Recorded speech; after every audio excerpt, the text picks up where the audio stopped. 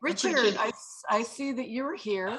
Looking forward to your talk, especially since the end of the month, I'm giving one on night photography. So oh, wonderful. Hopefully my presentation will not pale too badly with yours. Oh, I'd love to sit in on yours and see what you have. Oh yeah. Well, you're welcome. You're welcome to it. I'll send you a link. Okay. It's a Zoom deal. If you want to sit in, you certainly can. Yeah, sign me up.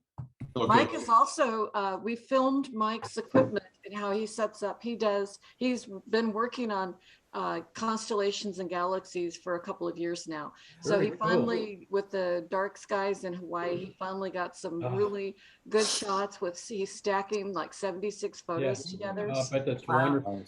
So he's still processing it, but hopefully we'll have that before then. So I'm hoping to put that into a movie obviously before the talk. But yes, you're very welcome to come. Yeah, thank you. And any comments you can give us would be helpful. Well, vice versa. Okay.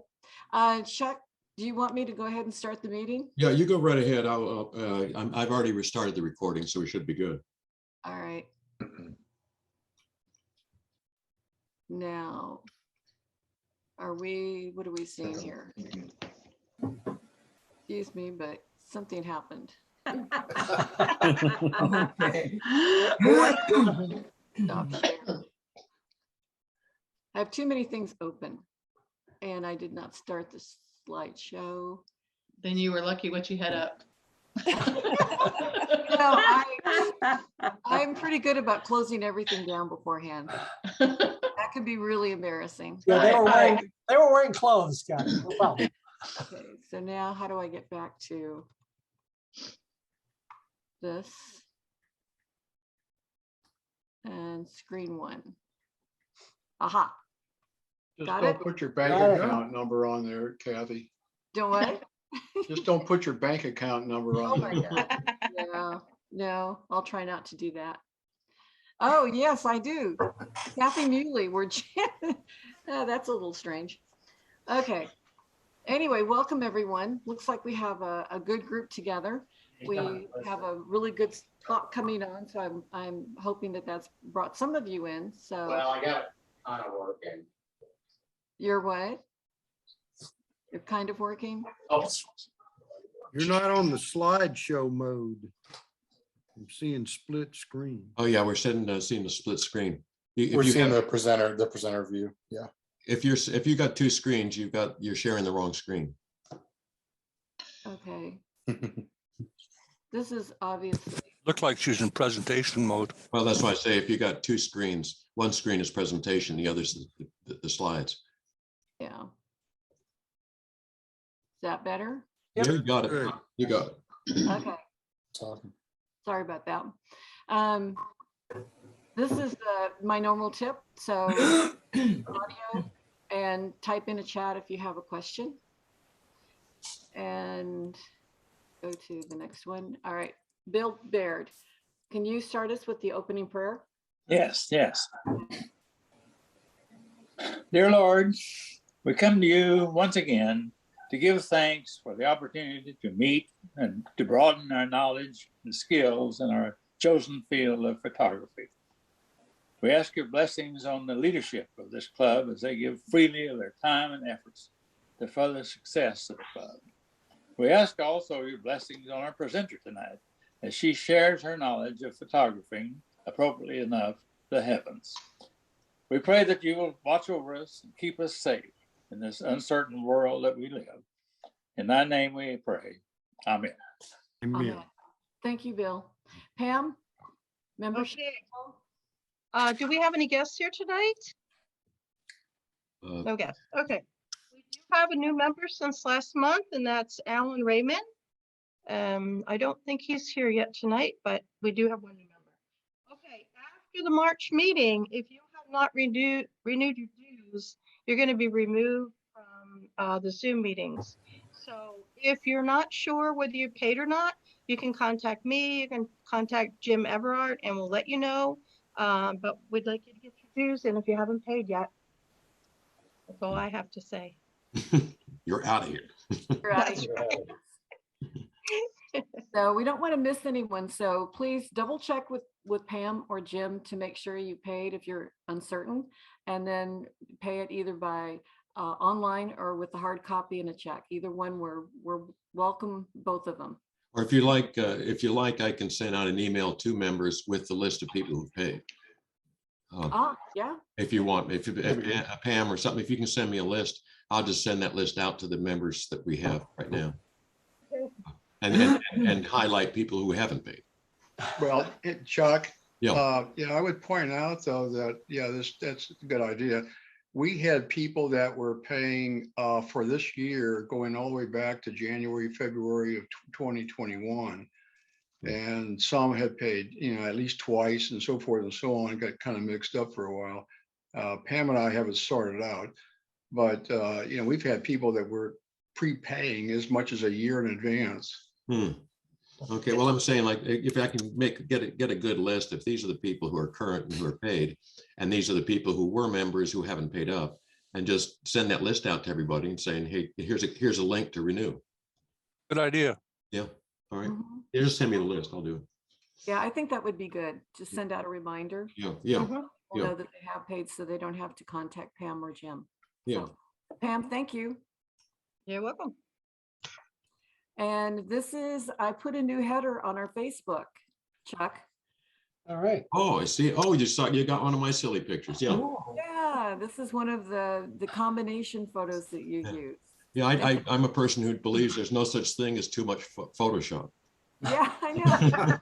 So we're making use of it, but it is an awesome photo. So, and in the presentation, in the agenda tonight, we have a very short video of some photos from Steve Hansen. No music, but he can talk along and talk about what it was like, especially with the picture of Chuck. You froze, you were freezing. You need one of those things for the skiers that keep the hands warmer. Well, the warming things. And Steve had some nice fingerless gloves that were pretty cool too. Yep. Oh, really? Okay. So anyway, so that's coming up. But I thought that was an awesome photo. So thank you. Yeah. And then we had a question this month about sending a virtual link to a friend. And so I thought I'd put this in here, that if you do have a friend who was thinking about joining and would like to watch a virtual meeting, then send that person's email to Chuck at admin WK Photo Club, and he will email a personal link. And this is like a one-time deal where they can get a free visit to watch the Zoom. This is before we go into actual meetings, in-person meetings. So we want to encourage people to join us. And I think this would be a nice thing if we can get people to join after watching a Zoom or coming in person. Yep. And I did do that as an example with Chuck this time and invited a friend, but I don't think she made it tonight. So maybe try again next time. Okay. Okay. Oh, no, Diane's on. Yes. Oh, good. There you are. Yeah. So you jumped in. We already asked whether there were any visitors or guests on the call here, and nobody answered. And I didn't see your name. So glad you can make it, Diane Patterson. Oh. Well, welcome. Yeah. And Diane, you used to be a member many years ago, correct? Yes, I was. Can you hear me? Yes, we can. We can. Okay. Okay. Good. Excellent. Well, welcome for coming. We can't see you though, Diane. Can you turn your video I on? know. I did that on purpose. Oh. Okay. Can't you put some sort of emoji on your head or something like that? All right. So monthly, Saturday, the 26th, 10:30 to 12:30 a.m. is the night photography workshop that I and Mike are putting together. And this was specifically done to get us prepared for the Fredericksburg night photography field trip. But if you're not going to the field trip and you still have an interest in night photography, this is the information that's still usable. It's just that since I don't know how many people are coming to that in March, not March, but in end of March. So this is kind of a setup for it. So I will be talking about a basic Milky Way shot, I've gone over several times the equipment and stuff, so I'm not going to really focus on that because it takes too much time. And I'll answer simple questions and talk about setups and things. And then we'll go into how to take multiple shots for creating star trails. And then we'll work into post-processing steps to create your vision, both with the basic Milky Way shot and with the star trails. And then we'll see where we go. Now, Mike is going to do, he set up his equipment. We actually took a couple of videos that I'll put together. So they were shot on location in Hawaii. So you can hear the motion, the ocean in the background, give you a little mood there. But he's been working on this for a couple of years. He got interested in it when we had the father, Connie, who was the father that came and talked about the Father Joe. Father John, Father yeah. Joe.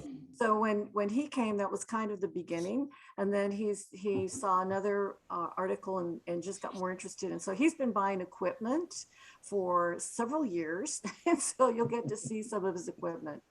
So this is kind of like double the night workshop event, very informative, we hope. And I'm hoping that if you haven't signed up so far, Chuck said there's 11.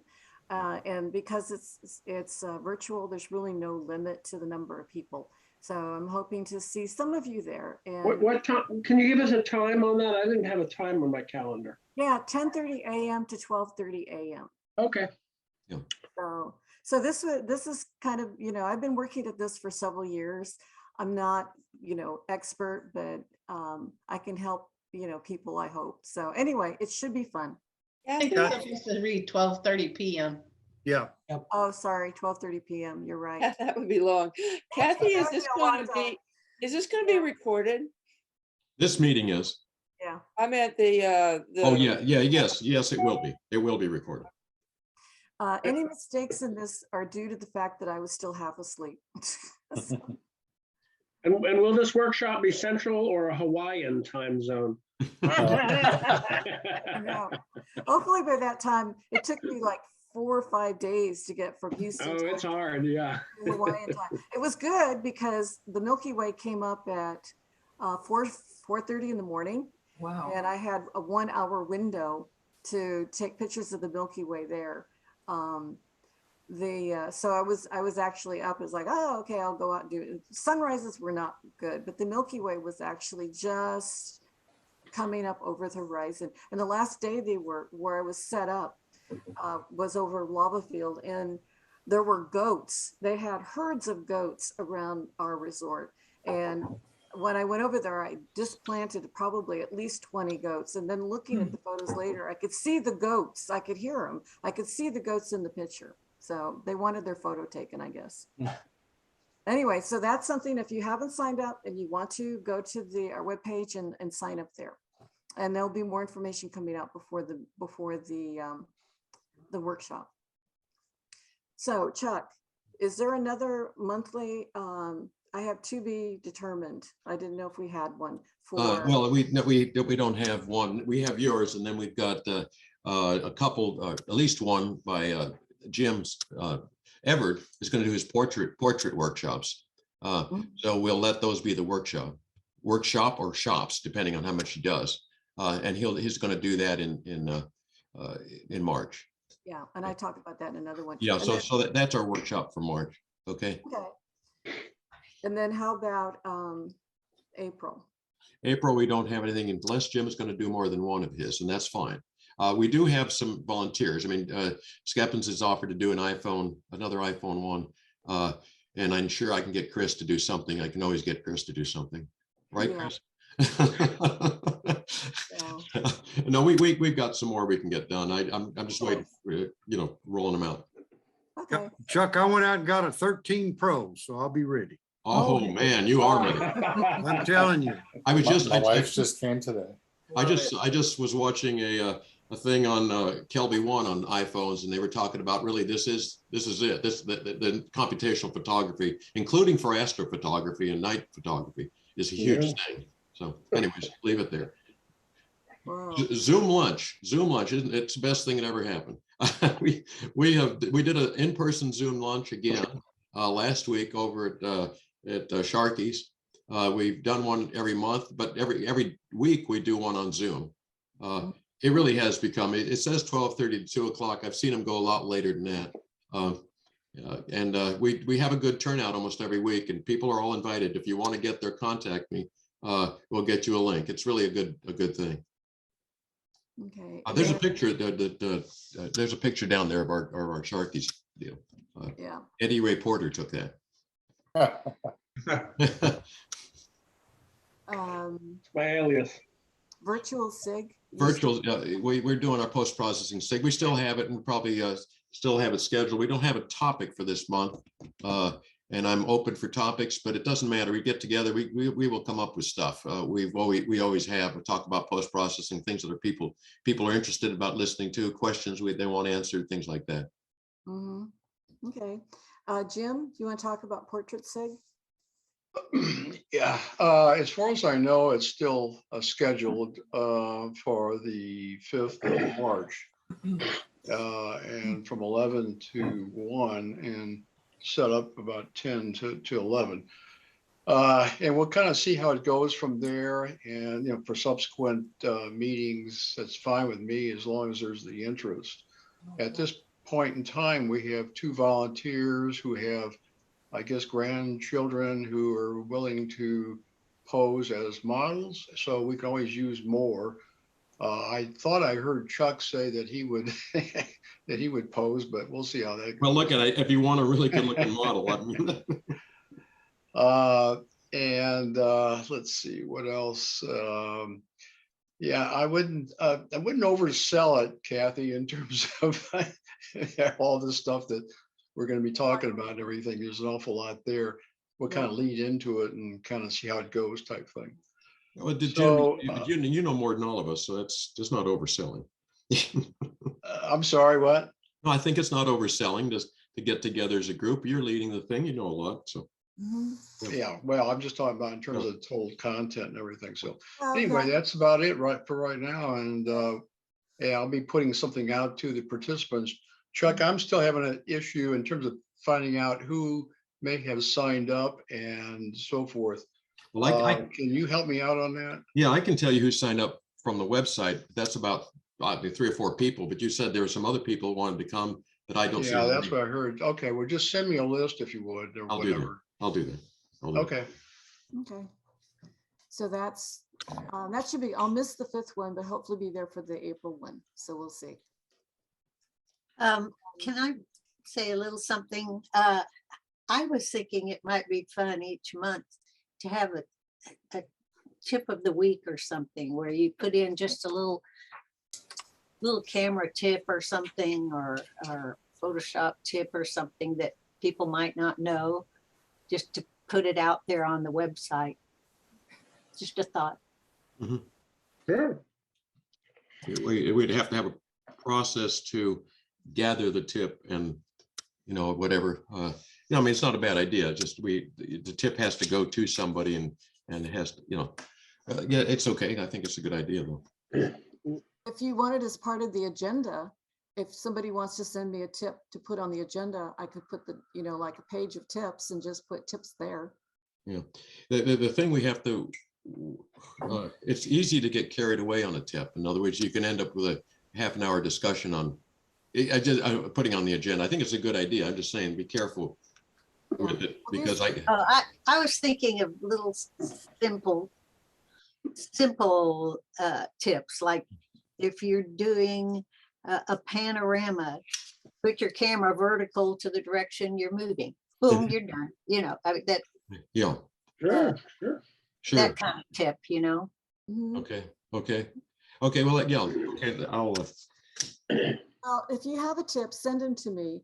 And if I get too many, which I don't think I will, considering that I'm still, anyway, I'll see if I can put it into the agenda. Sure, and don't send in your lottery number tips, okay? Anything ending in 57. Okay. Okay, Anne. Yes, these are some of the day trips we've got planned through May. In March, there's the Orange Show that actually was rescheduled from this coming Saturday being as the Orange Show building itself was closed for maintenance. So it opens up this particular weekend, and they have shows from 10 to 2. They're only open Saturday morning and Sunday morning. So, or Saturday and Sunday. And the cost to get in is $5. And we'll be sending out more information about that. But figure we don't have to leave. It's not an early morning thing. The High Island Bird Sanctuary is always a popular one. We go in the afternoon to get the rookery, because the sun comes in from behind, and that way you're not getting the glare or the sun coming in towards the birds and getting the birds in a shadow.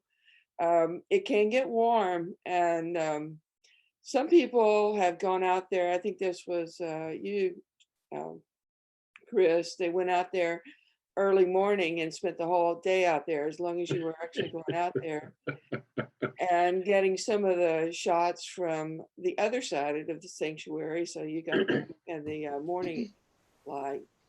And there's, it's a big sanctuary. The place we were going to, the rookery, is just one part of it. And it's probably worth visiting. I've only been to the rookery, and I'm dying to go back. But this is a day, it's before the big Galveston Bird Show, the Feather Fest. And May, the outing will be at something called Anique Ranch. It's a little ranch about an hour north of here, where they have these beautiful miniature horses. And there's going to be a lot of pretty photo opportunities. They actually have a photo tour where they bring the horses out, and hopefully they run in the back. Yeah. Hey, and your Orange Show event is not showing up on the website? Yes, I got kicked off this morning. You got kicked off? Yes, it gave me an error message. Oh, okay. Well, we need to get that on. I'll try to make a note. Yes. Is your event, is it there? I'll get it on if I have to. It's there, but it's under a draft because I needed to change the date. Okay. I'll go and look at it. Okay. Okay. Okay. Yeah, I forgot to come back to that, but I don't know what happened when I was doing No, that. I'll look at it. Okay. And if I could mention, for anyone that, if it's anytime you want to go out to High Island is always, to me, it's you go there, go to Shoveler Pond, check it out. But if it's going to be foggy or hazy, sometimes sunrise can be very nice because you're getting all that backlit. And if it's hazy, it's soft lighting. So that's the only reason I would ever go early. If I knew it was going to be a bluebird sky like today, no, I wouldn't go early because you're shooting into the sun. But watch Rich and I's head go like this. Yeah. Been there, done that. But if you think it's gonna, I found sometimes when there's been a light fog or some really early morning clouds, and you get really nice backlighting sometimes. And if it's soft lighting, you'll get good pictures of the birds. Yeah. And sometimes sunrise, there's nobody there. So that's another option. Is like, hey, well, and the other thing is, out there, you go sunrise, you go all the way down and go to the beach and get the sunrise off the beach. Right. and the fishermen with their big lines. Yes, all that's pointing. it. And there's the cross down there too. Yeah. Okay, I'll put you guys in charge of the trip. Yeah. No, this is the shorter version of the trip, from 11 to probably 3 or 4 is when you pack up from the birds at the rookery. You're going to get all the pictures of the birds you can stand. But yeah, if somebody wants to go out there early, it'd be nice to know. So they'd have company. And I know, Connie, you had a place to go eat afterwards down on the. There's a couple places down there now, but one of them is Tia Juanita's. It's got a little bit of everything. Is that in Winnie? Yeah, but it's north of the 10. Okay. Yeah, they're starting to pick up how we know Rich, but Yeah, this is our third trip to the High Island, and it's always a popular trip because it's just a stunning place. Yeah. I was going to ask Connie if the winds are right.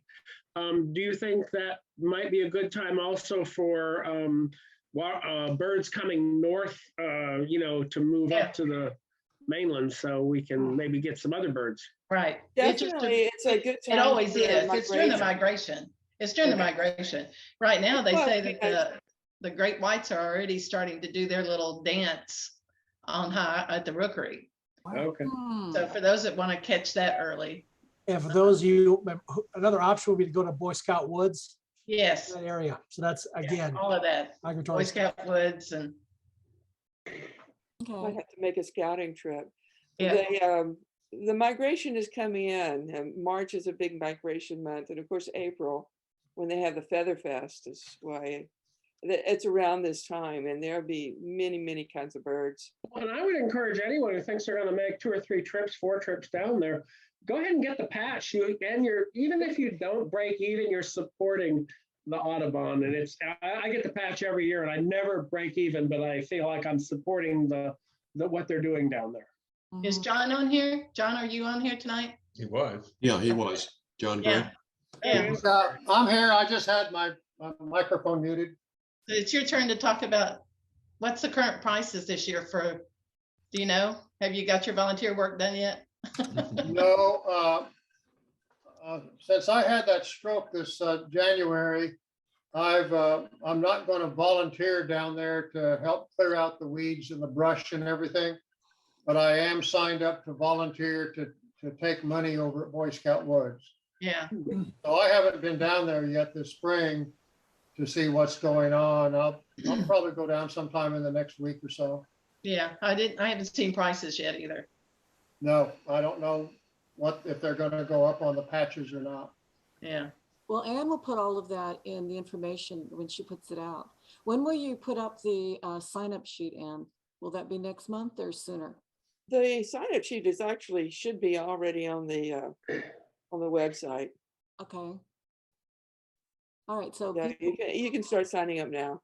all right, that sounds And you can, in the comments section, you can put when you'd like to go down there. AM or PM. If you want to go on a morning trip, or if you want to leave earlier, and maybe some of the other people can see that. So you could have a share rides. Right. Okay. All right, excellent. That Anik Ranch looks really interesting too. Yeah. Right. This is Randy's event. Mm-hmm. She's found it, and I think it'll be wonderful. Yeah, it's been some of the other neighboring clubs in the Woodlands have done it, and I think they've gotten some very successful photography there. Ah, okay. Something to look forward to. Lots of events coming up, including Fredericksburg on, oh, thank you, Anne. March 28th, March 31st in Fredericksburg. So this is the same slide that I had put up last month because I was trying to show all the things that you can do. The ride over there is about 4 hours. This is a Milky Way shot that I got last year at the Enchanted Rock.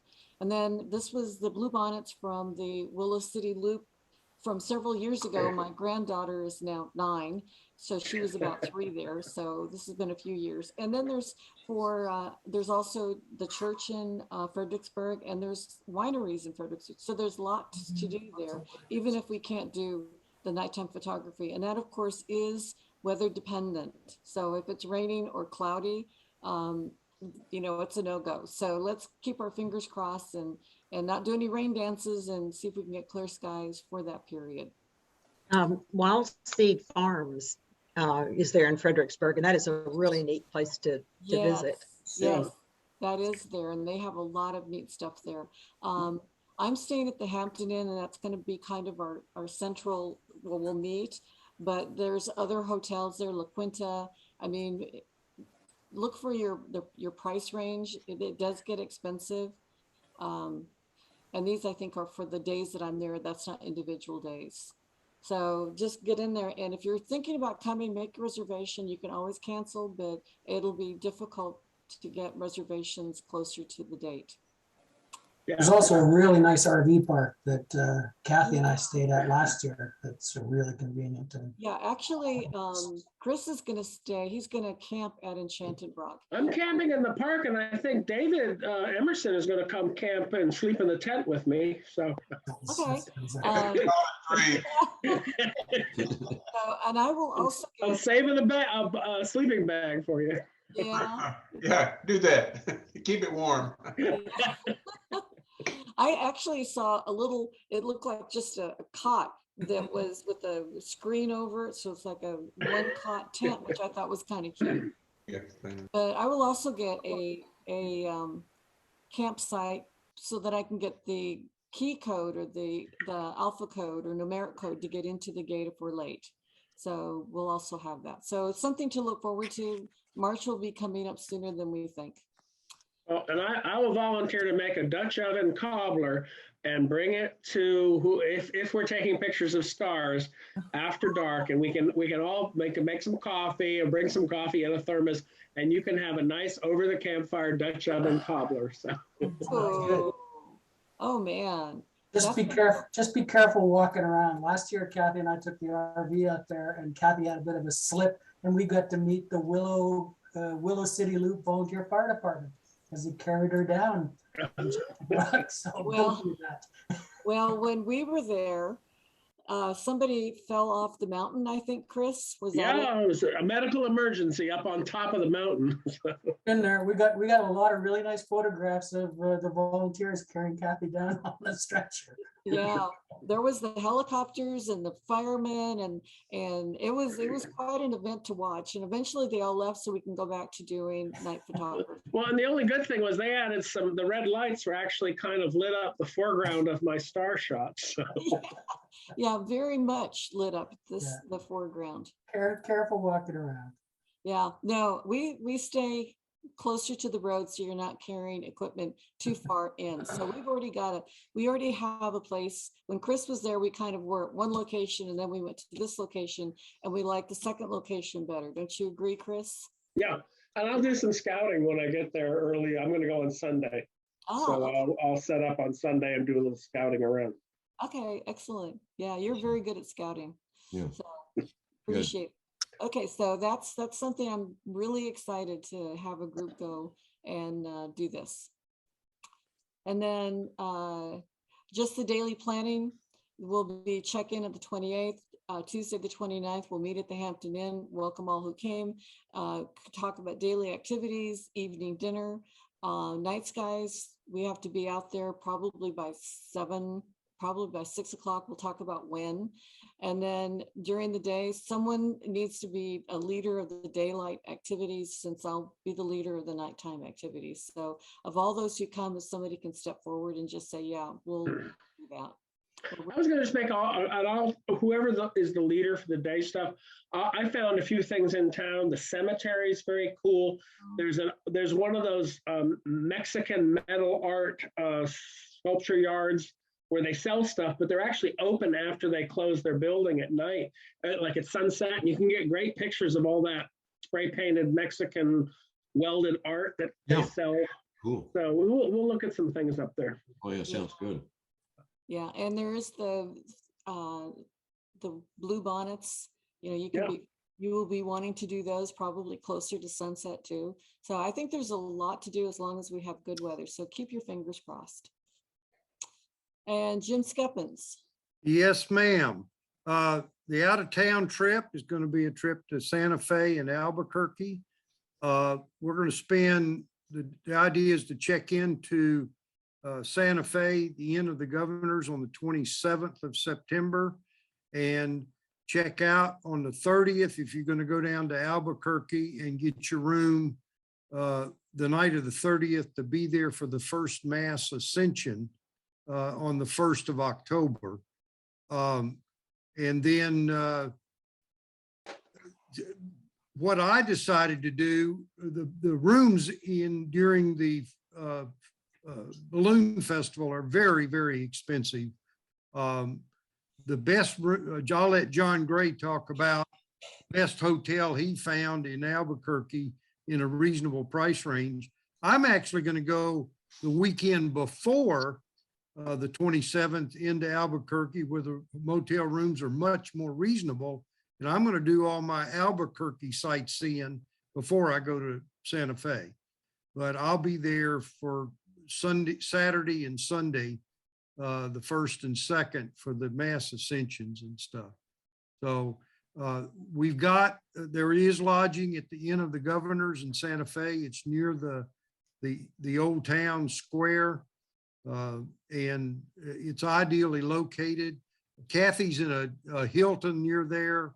I think John's in another place, but I was able to determine the Inn of the Governors as of right now has 20 or 30 rooms, but don't dilly because it's going to be full by April.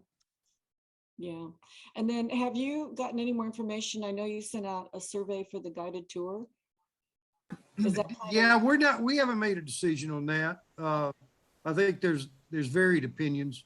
We'll, with the people that have signed up, they're the ones that need to give me input. We'll get some information out. We got plenty of time on that. Yeah. So, okay. And this is just the schedule for the liftoff the first day, October 1st. So dawn patrol. So it's 6 a.m. So this is why you need to be in Albuquerque so that you're not too far away. And there's a lot of traffic. I was told that, you know, be prepared. It's going to be mass people. And then all of these events are going on. And then at the end of the day, they have the fireworks show. And I think they have one every night. But this is the first night. Maybe it'll be more of the fireworks. The chainsaw carving exhibit sounds really interesting. I don't know one of those. So there's something going on. And can you come and go? Do you know, Jim, if you buy a ticket, if you decide in the middle of the day you want to take a break and then come back in the evening, can you do that? I don't know. I think years ago when we went, you could. Can you? I think That's been a few years, but yeah, I know we left and we came back. So okay, yeah. All right. So parking's probably the biggest problem. Yeah, that's. I think that is the issue. But probably in the morning after the 10 o'clock or 11, a lot of people leave because they get to see them take off. So I think that, you know, if you leave and come back, it probably won't be too bad. Yeah, we'll get ticket information here. Yeah. And these tickets have to be bought individually ahead of time too, right? Yeah. Yes. So these are some of the Facebook postings from the Houston Rodeo. And here's Jim or Steve I didn't think you could be on the arena, Steve. Yeah, well, that was before the opening convocation, and I get down there for the kids events, but not during the big guys events. Oh, okay. So you've got your official badge on and you're 70 to 200. Yes. Yeah. And a very serious face. Yeah, I know. Figured out. And then I didn't even have my gloves on then. Yeah. And you have this is Chuck's Cows Will Fly. Oh yeah. When cows fly, you know. So I have had Steve send me a few pictures and I put it, there's no sound, there's no music, Steve. So if you want to narrate. Sure. I just started out with this is a picture from one of the kids at the mutton busting. And this is where you get right down on the floor and in the dirt at ground level. So they're coming right at you basically, which it's just kind of fun. This looks like bareback, which is one of the initial events. I love the expression on that kid's face. And then we get to the bulls. And they have 2 sessions of bull riding. And I think the bulls won every time with every contestant. That hurts. That looks like that shots. Those are awesome. Well, I think I got that picture. Yeah. This was barrel racing. That was actually pretty neat too. Yep, because you can get good pictures from 2 of the 3 barrels. Again, back to some more bulls.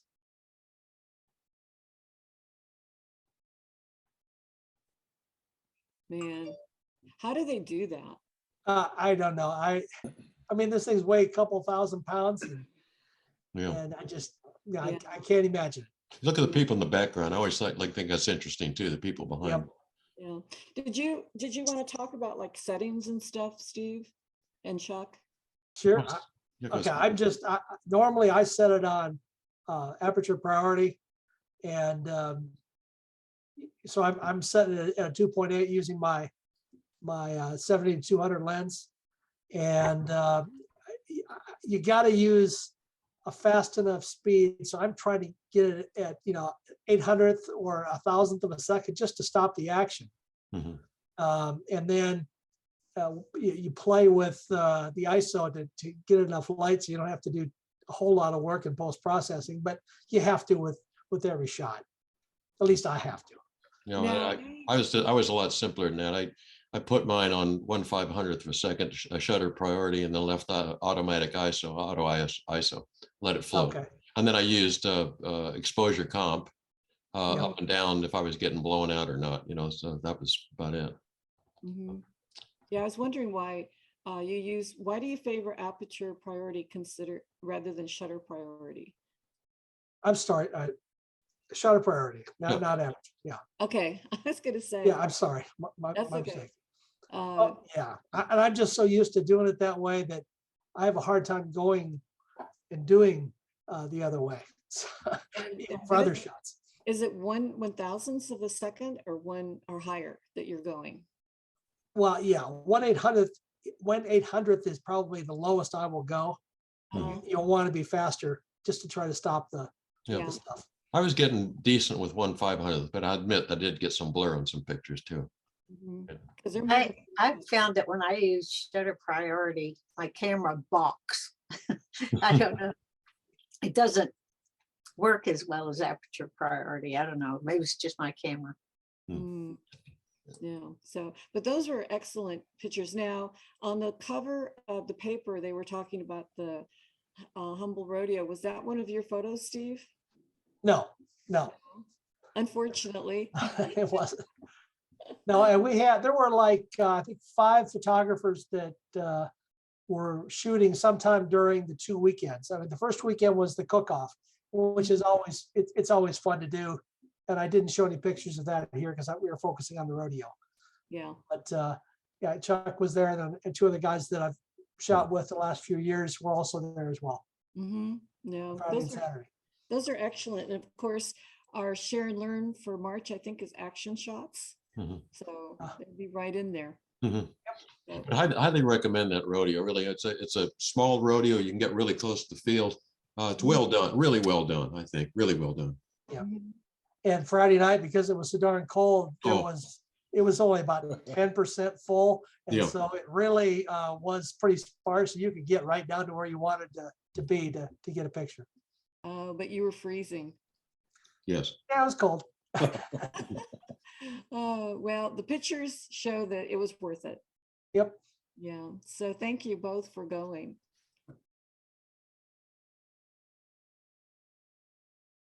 Let me unmute myself. Yes. Well, you usually ask me, Kathy, how did you meet this speaker, or how do you know this speaker? Well, I'll only say that we met under a tree. You're gonna get me in trouble now. At night or during the day? And then, let's see, it's during the day. So now for the rest of the story. As you have up here, our speaker is Rich Wilborn. He's a retired IT project manager with a lifelong interest, which I didn't know until I got all this, in both the astronomy and photography. I knew about the photography. As a teenager, he started an astronomy club in his hometown of Jackson, Mississippi, built his own telescopes, and even ground his own telescope mirrors. Now, did we talk geek or what? Yeah.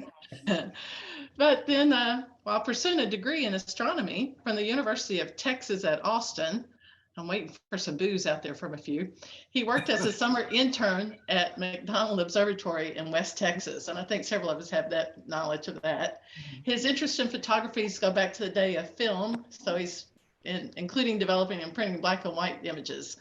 In recent years, much of his photography includes wildlife and nature subjects. Y'all are starting to see this connection now, particularly the abundant bird life found along the Texas coast. And so, Rich, are you ready to take over now? I'm here. Hey, I was going to Yeah. suggest before we go, Connie, that as he plays his video, everybody mute their mic. Oh, yes. We're going to start with a video. So it's easier if you mute, because if not, it seems to break up. Yeah, any noise seems to break up the video. Yeah. I've got a video to kind of get everybody in the right frame of mind, in the right mood to think about astrophotography. So let's go.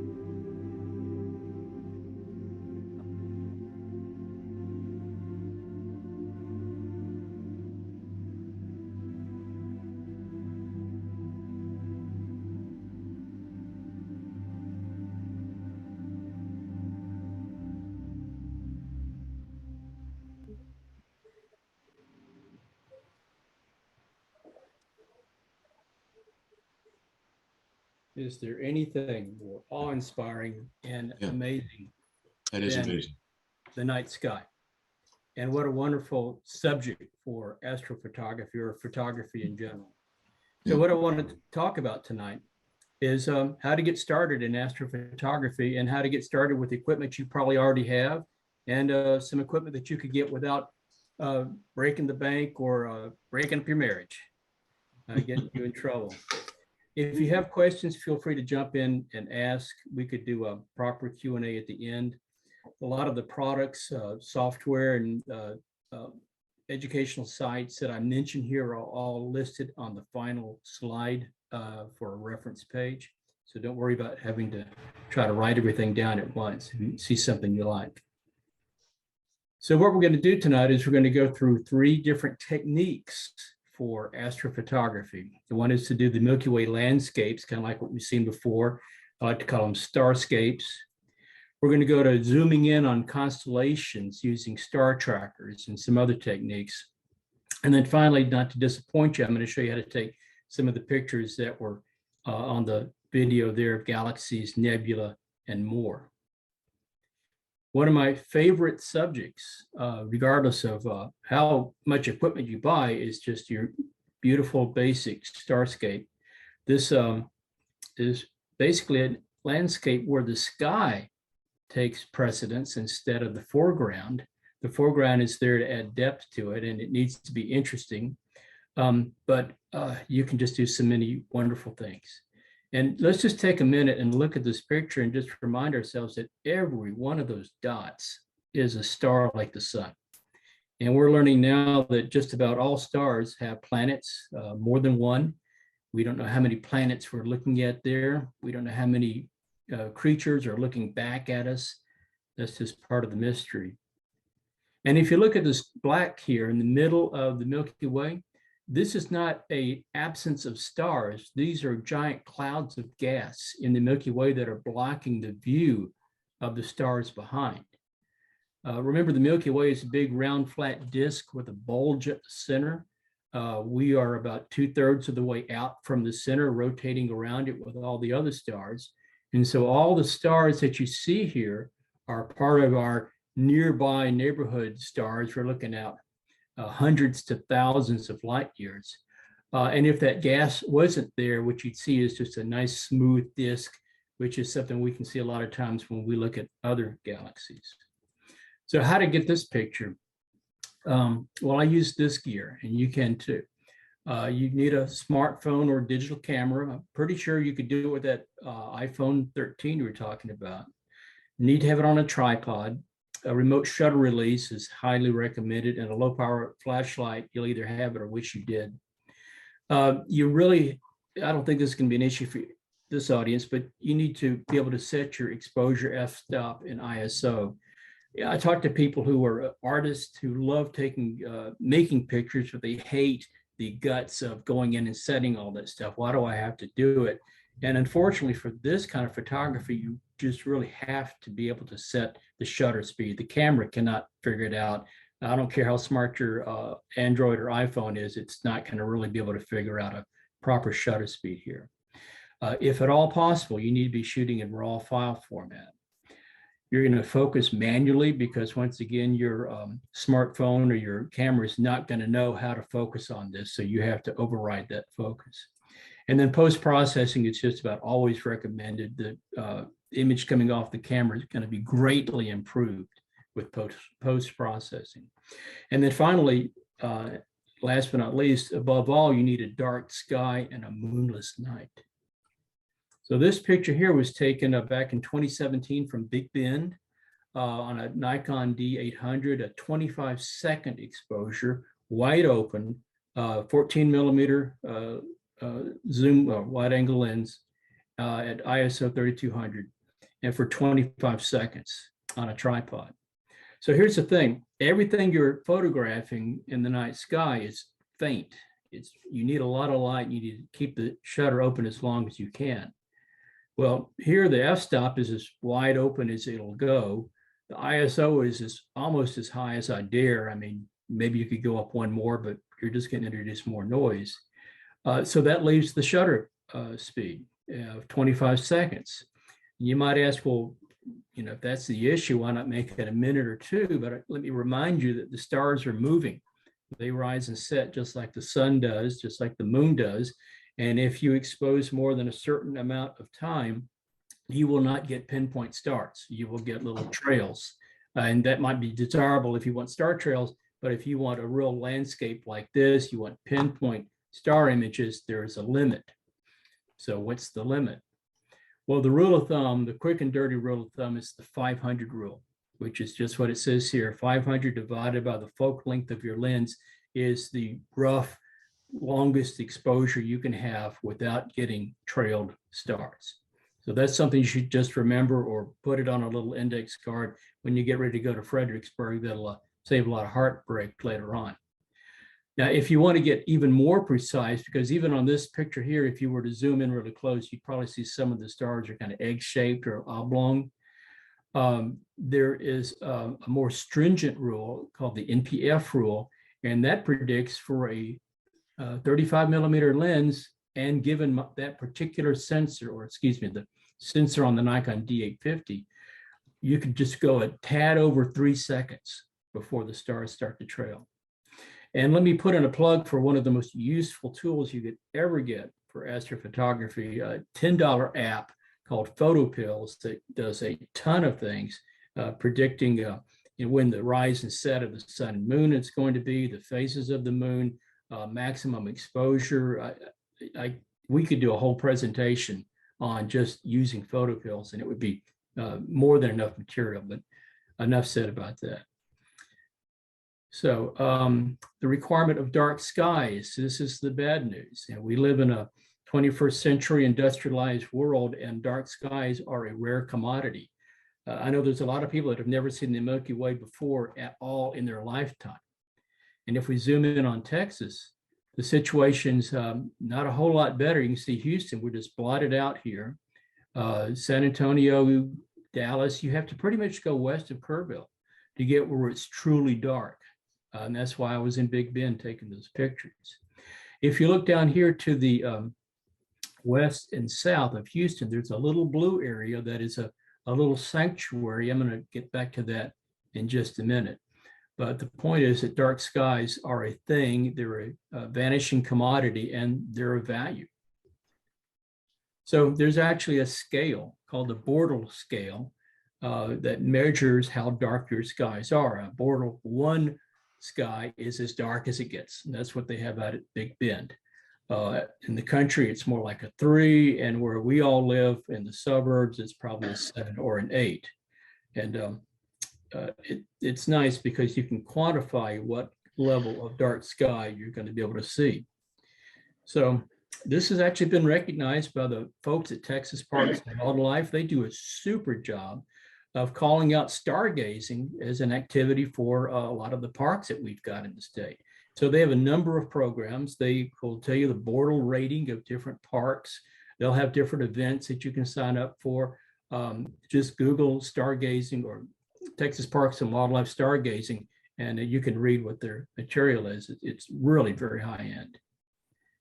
So here's a map I put together that shows some of the great dark sky sites in the state. Of course, Big Bend out here is truly dark skies, Bortle 1. There's a number of parks all across the hill country and north of Big Bend around Balmoral, all great locations to pick for a Milky Way photography outing. And if you'll notice here where the star is, where it says Houston Astronomical Society, remember I mentioned that little blue spot that was a sanctuary of relatively dark sky, maybe Bortle 4? Well, that belongs to the Houston Astronomical Society, of which I'm a member. So let me put in a shameless plug that for $35 a year, which is a deal, don't tell them, you can get access to a dark sky location behind a locked gate, so it's secure. There's bathrooms, hot and cold running water. There's concrete pads where you can get set up out there. You don't have to stand in the grass, but they cut the grass anyway. There's electricity out there and lots of really wonderful people. So if you go on a moonless night on a Saturday, you will meet wonderful people who can answer a ton of questions, and you'll learn a lot more from them on site there than you ever can from a book or a bunch of YouTube videos. So if you're serious about wanting to learn how to do astrophotography, I heartily recommend signing up for the Houston Astronomical Society. Okay, it's not enough just to go where, you need to know when to go. And let me just point out the new moon is the best, and not everybody knows this, but the new moon is on the calendar. It's a solid black here. You'll see it on the 31st of January. And that means the moon is very, very close to the sun. We just see it in silhouette. It's not a factor at night, which is great. That's what we want. After that comes the first quarter, and you see it illuminated on the right side here for February the 8th. The thing to know about the first quarter moon is that it's overhead at sunset and it sets at midnight. So even though you might find yourself out in a dark sky location with the first quarter moon, if you'll set your alarm and go out about 1 o'clock in the morning, the sky's dark. After that is the full moon. We have the full moon here this month on the 16th, and that's when you make plans with your honey, go have dinner, watch a movie, and give it up because you're not taking any pictures that night. And then finally is the last quarter. We see that on the 23rd. Last quarter is great because it doesn't rise until midnight. So you can get a few hours in between sunset and moonrise and still have some opportunity to get some dark skies. So where's the Milky Way going to be? That's the other question. If you really want to do starscapes, the Milky Way is sort of the standout object that you want to photograph. So there are some wonderful star charts available, some apps. Stellarium Plus is one. It's a couple of dollars for either Android or iPhone. And you can punch in a date and time and it'll just show you what the stars look like, and bang, there's the Milky Way. Another one that I like is called Heavens Above. It does whole star charts. You can see the entire sky, and you can roll it ahead for a particular date and time, and don't be surprised. It's highly predictable. You can see exactly what the constellation is going to be and where the Milky Way goes. But as a rule of thumb, the brightest part of the Milky Way is visible from late spring to early autumn. Since we're in the middle of the Milky Way, we're looking toward the thickest part in late spring to early autumn. And in the wintertime, we're looking out in the opposite direction. There's still Milky Way there, but it's thinner. It's like the last quarter of the Milky Way, the final outskirts of the Milky Way, as it were. Okay, another option to keep in mind too is light painting when you're doing your starscapes. The foreground doesn't have to be just nothing, it can be something. And I'm proud of this picture. This is the ruins of Windsor, an old plantation home in Port Gibson, Mississippi, that burned to the ground in 1890. Mark Twain said it was the ugliest plantation home he saw all in the Mississippi, along the whole river. It used to be close to the river. But this was done according to the same principles: a camera on a tripod, wide open, high ISO, 30-second exposure, shooting in RAW. But during the exposure, I got out with my flashlight. If you guys haven't done this before, you just run the light up and down the subject. And instead of getting just a plain silhouette, you can actually get some foreground illumination. And there are photos out on the internet people have taken of, fields of flowers with the Milky Way in the background. And just gorgeous possibilities. And as far as artistry goes, this technique will give you some wonderful, wonderful opportunities for really eye-popping pictures. Okay, let's go on to the next step. The next technique after just the camera on the tripod would be a starscape composite image. And this composite process is something you'll see throughout astrophotography. So what we'll have there is your camera on a tripod, but I heartily recommend an inexpensive piece of equipment called an intervalometer, which will automatically hit the shutter for you. And it might not be an issue if it's 2 or 3, but if it's 50 exposures, you're not going to want to do that. You're going to want to have that process automated. What you'll do is take multiple exposures. You'll stack those pictures together. So for the stars, you will wind up with a composite image that's longer. That's the sum of all of their exposures. And then you can, for a landscape shot, then put that starscape on top of your foreground image, like you see here. So this picture was taken at Garner State Park on the Frio River. If you've never been, you need to go. The Milky Way was 10 exposures of 10 seconds each for a total of 1 minute 40 seconds. So see, before we were talking just 30, now we're up to 1 minute 40. There's special software you can get that's free that will stack and align those images into a single exposure of the total time. And then I used the sky replacement tool in Photoshop to add that sky into the foreground. I took the foreground first at twilight, and I actually took 2 pictures, focused on the background once, and then again on the near foreground. Camera's on the tripod the whole time. It doesn't move. This is what it looked like if you sat there. But it was a total of 12 images, 10 of the sky and 2 of the foreground. Does that make sense? And of course, here you could do things like I could have put the, if I had something photogenic enough, I could have put the camera down really low in the water and had, some rocks or something, or a rock cairn in the very near foreground, focused on that, done a couple of more shots in the middle and the distance, and then had the sky above. And talk about depth of field. But if this sounds intimidating to you, don't let it be. The stacking software is something you can figure out in just a few minutes. And there's a YouTube video listed in the reference.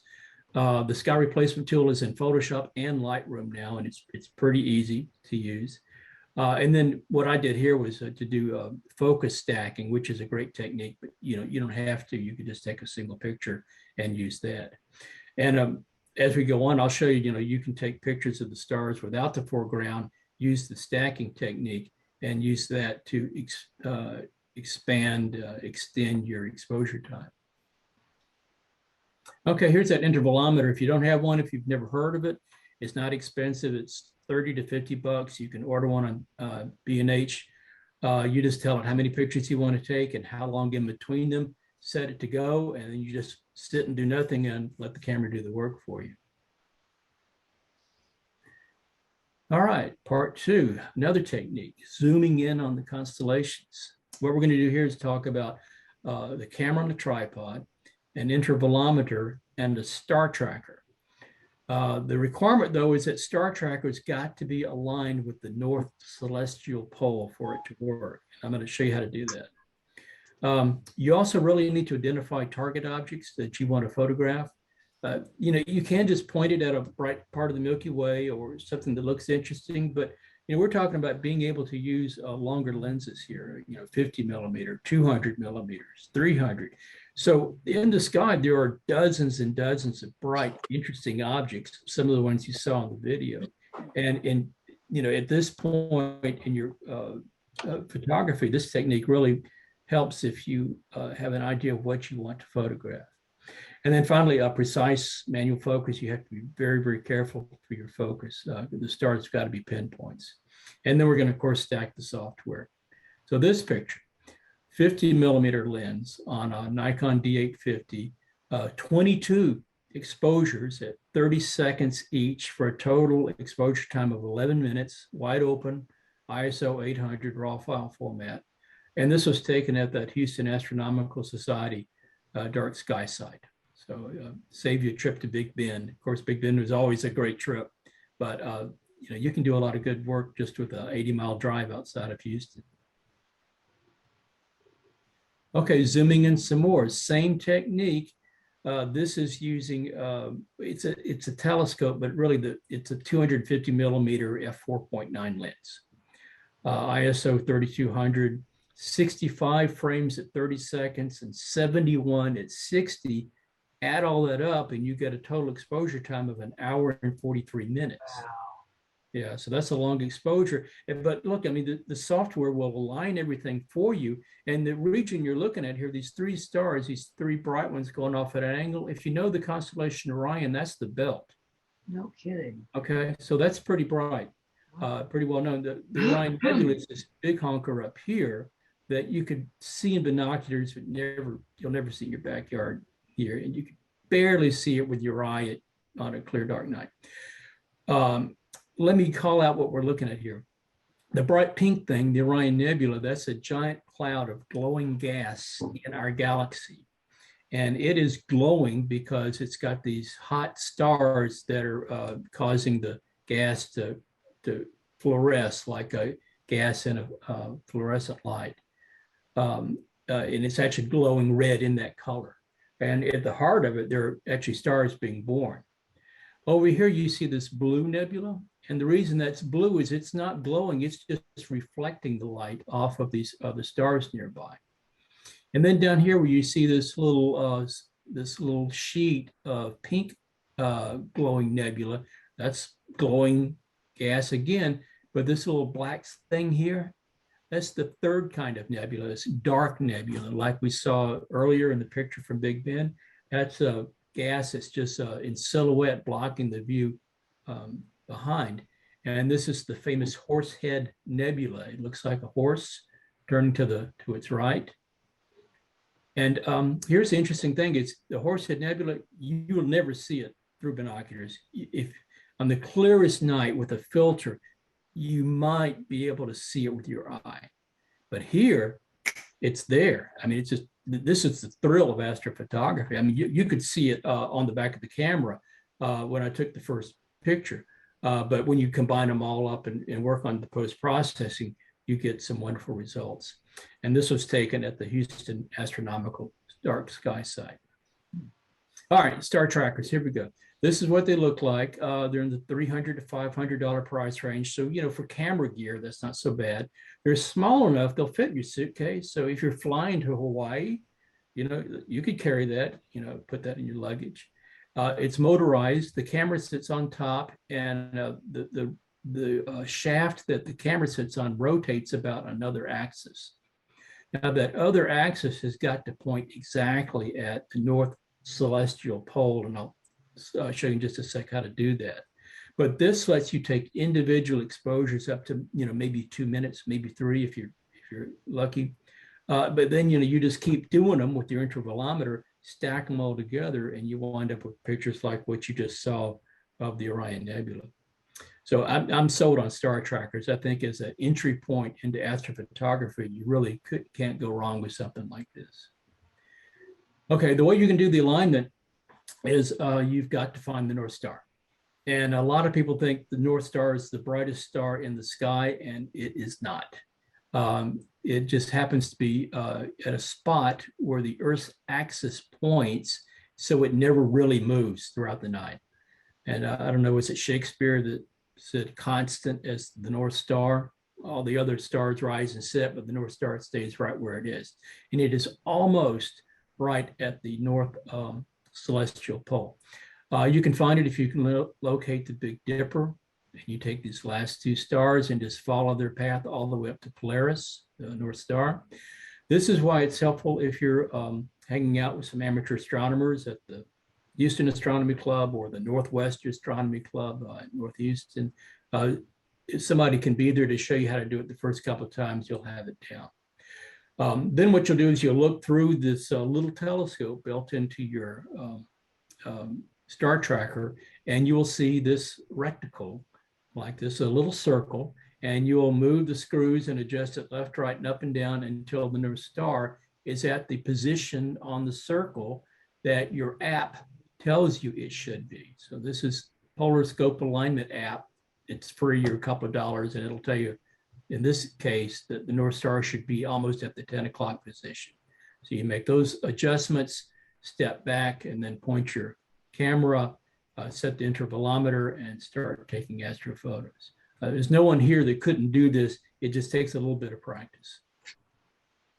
Okay, something to know about all that pink nebula as life would work out. Unfortunately, some of that light falls in an area that your camera cannot normally see.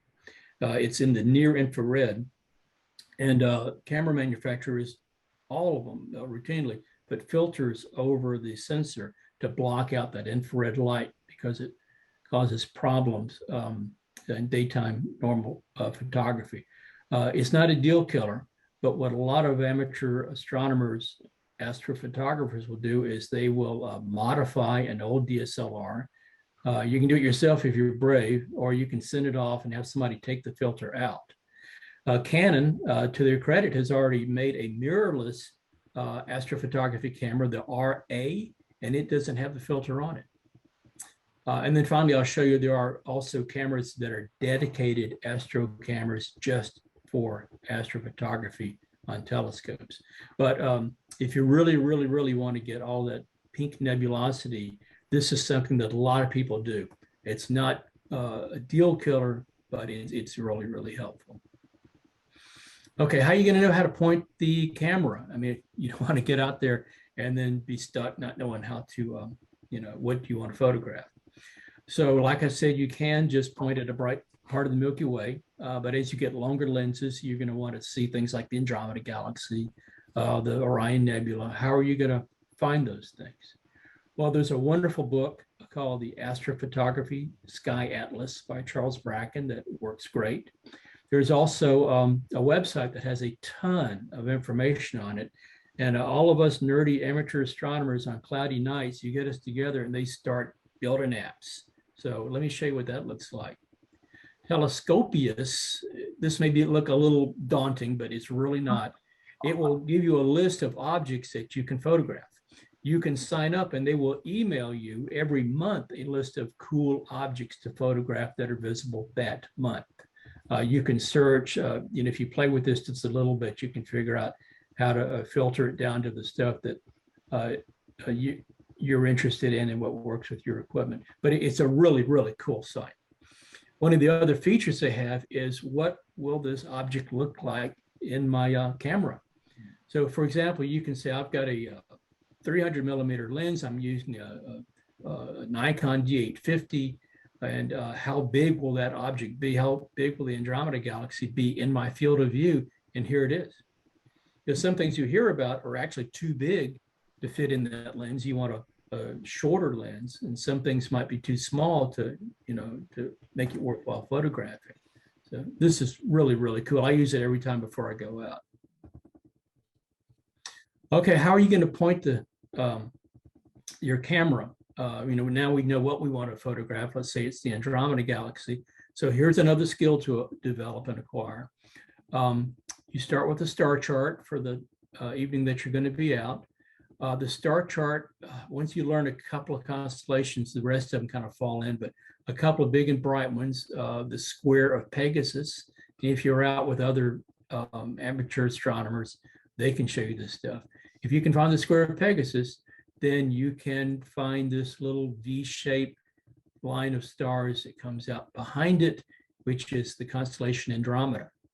And then you will look at the middle two stars, and then just north, I guess that would be west of there, just move up and bang, you will be on the Andromeda Galaxy. You can see that with binoculars.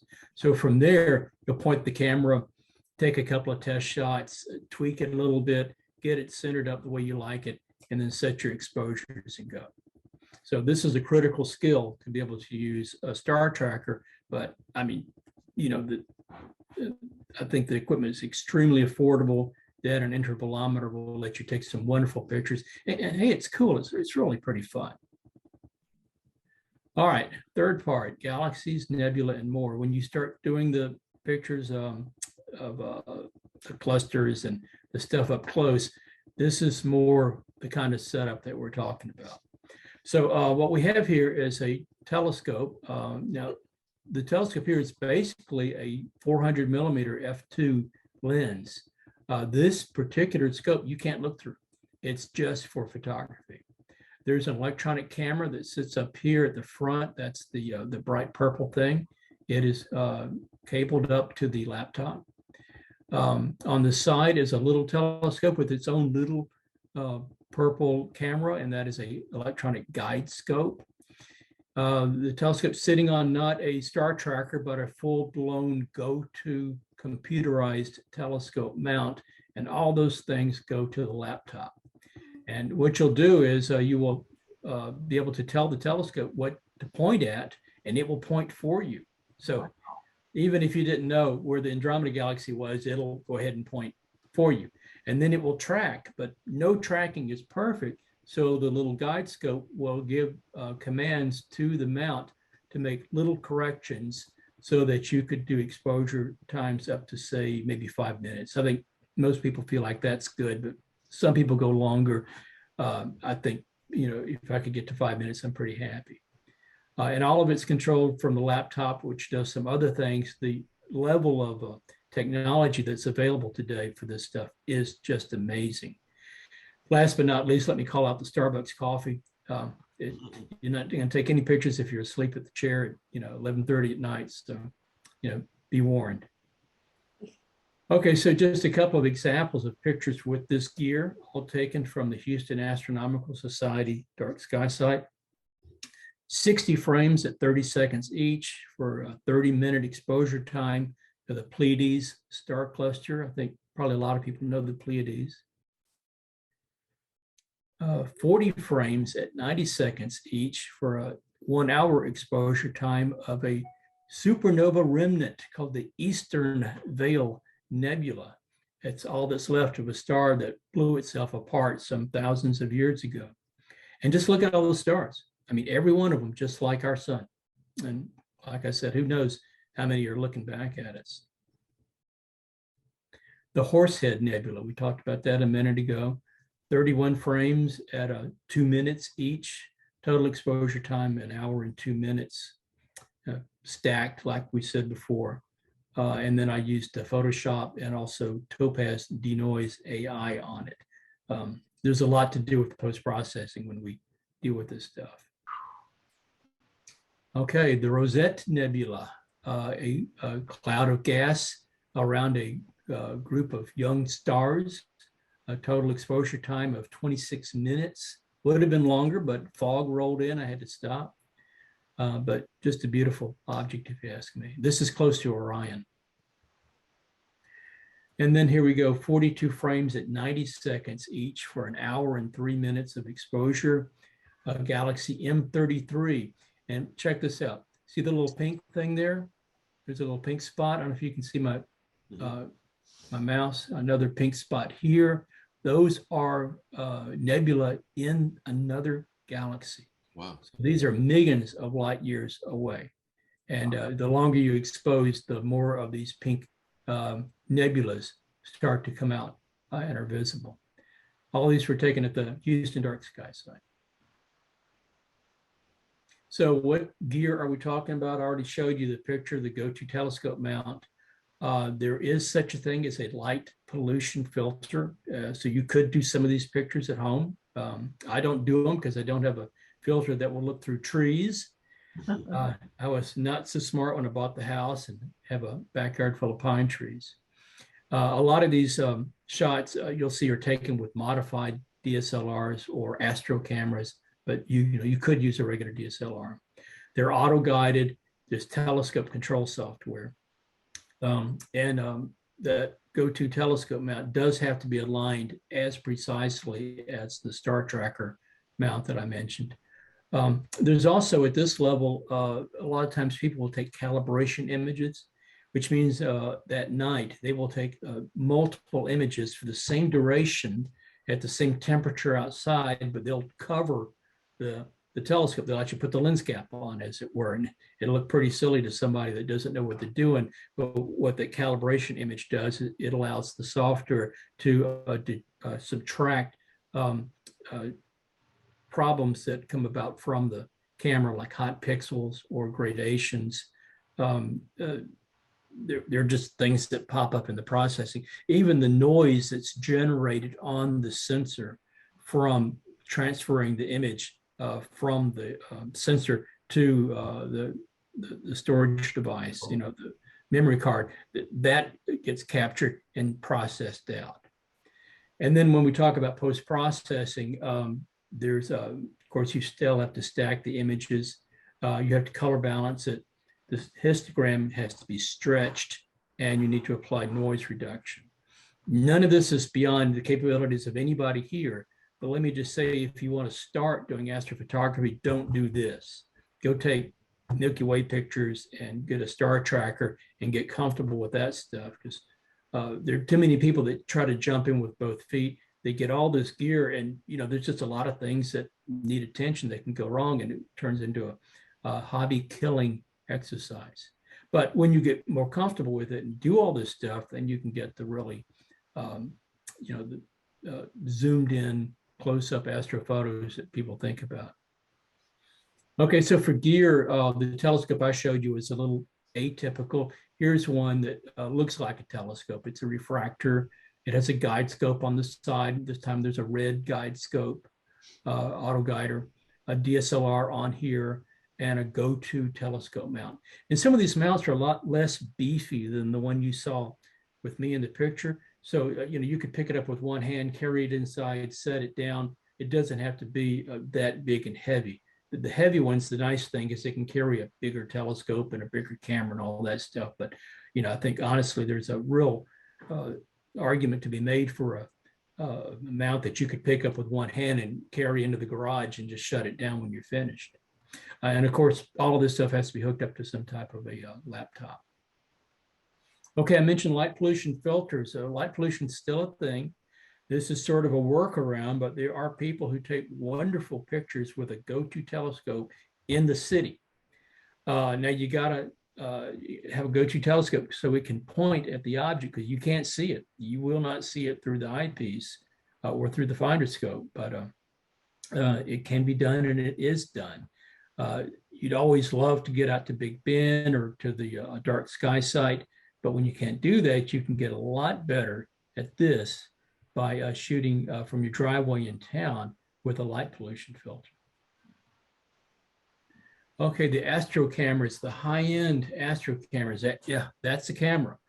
They're color or monochrome. The monochrome ones, the advantage is they don't have to have a separate pixel for red, green, and blue. Each pixel is picking up a shade of gray, so they're higher resolution. And then they shoot through filters, red, green, and blue, to process in color. And then, like I mentioned, a lot of these nebula have a particular color to them. Well, there's special filters that will match the color of those nebula. So you can get a huge, wonderful contrast and see a ton of detail in these nebula if you have a hydrogen alpha filter, for example. And the high-end cameras are actually electronically cooled to reduce the noise. So this is what they use at the big observatories. I mean, it might not be this model, but they'd use all of these same principles for things like the Hubble Space Telescope. Okay, the telescope control software has just gotten insane what it can do. I have a friend who has a remote observatory outside of Houston, and he can control the entire thing from his laptop. It's a shed with a roof that's on wheels and a motor that opens and closes it. So from, he could be sitting in downtown Houston, and he can open the roof, point the telescope, lock on a target, set it for multiple exposures, do real-time image stacking, so as he's watching it, the picture's being processed, he can have the software control the focus. He can see star charts, and the whole thing can be Wi-Fi enabled, which of course it is in his case. Now at the dark sky site, you'll see people that were able to sign up before I did, who have RVs out there, and their telescope is remote. And if it's a 25-degree night in January, or if it's a 85-degree night with mosquitoes in August, they're sitting inside their RV with the heater or the AC going, watching a movie on Netflix while the telescope does all the work. So it is amazing what the technology is, what all it will do. Okay, I mentioned the post-processing, so let me just show you what that looks like with my camera. That picture of the galaxy I showed you, M33, well, here it is on the left. This is what one of the single exposures looked like.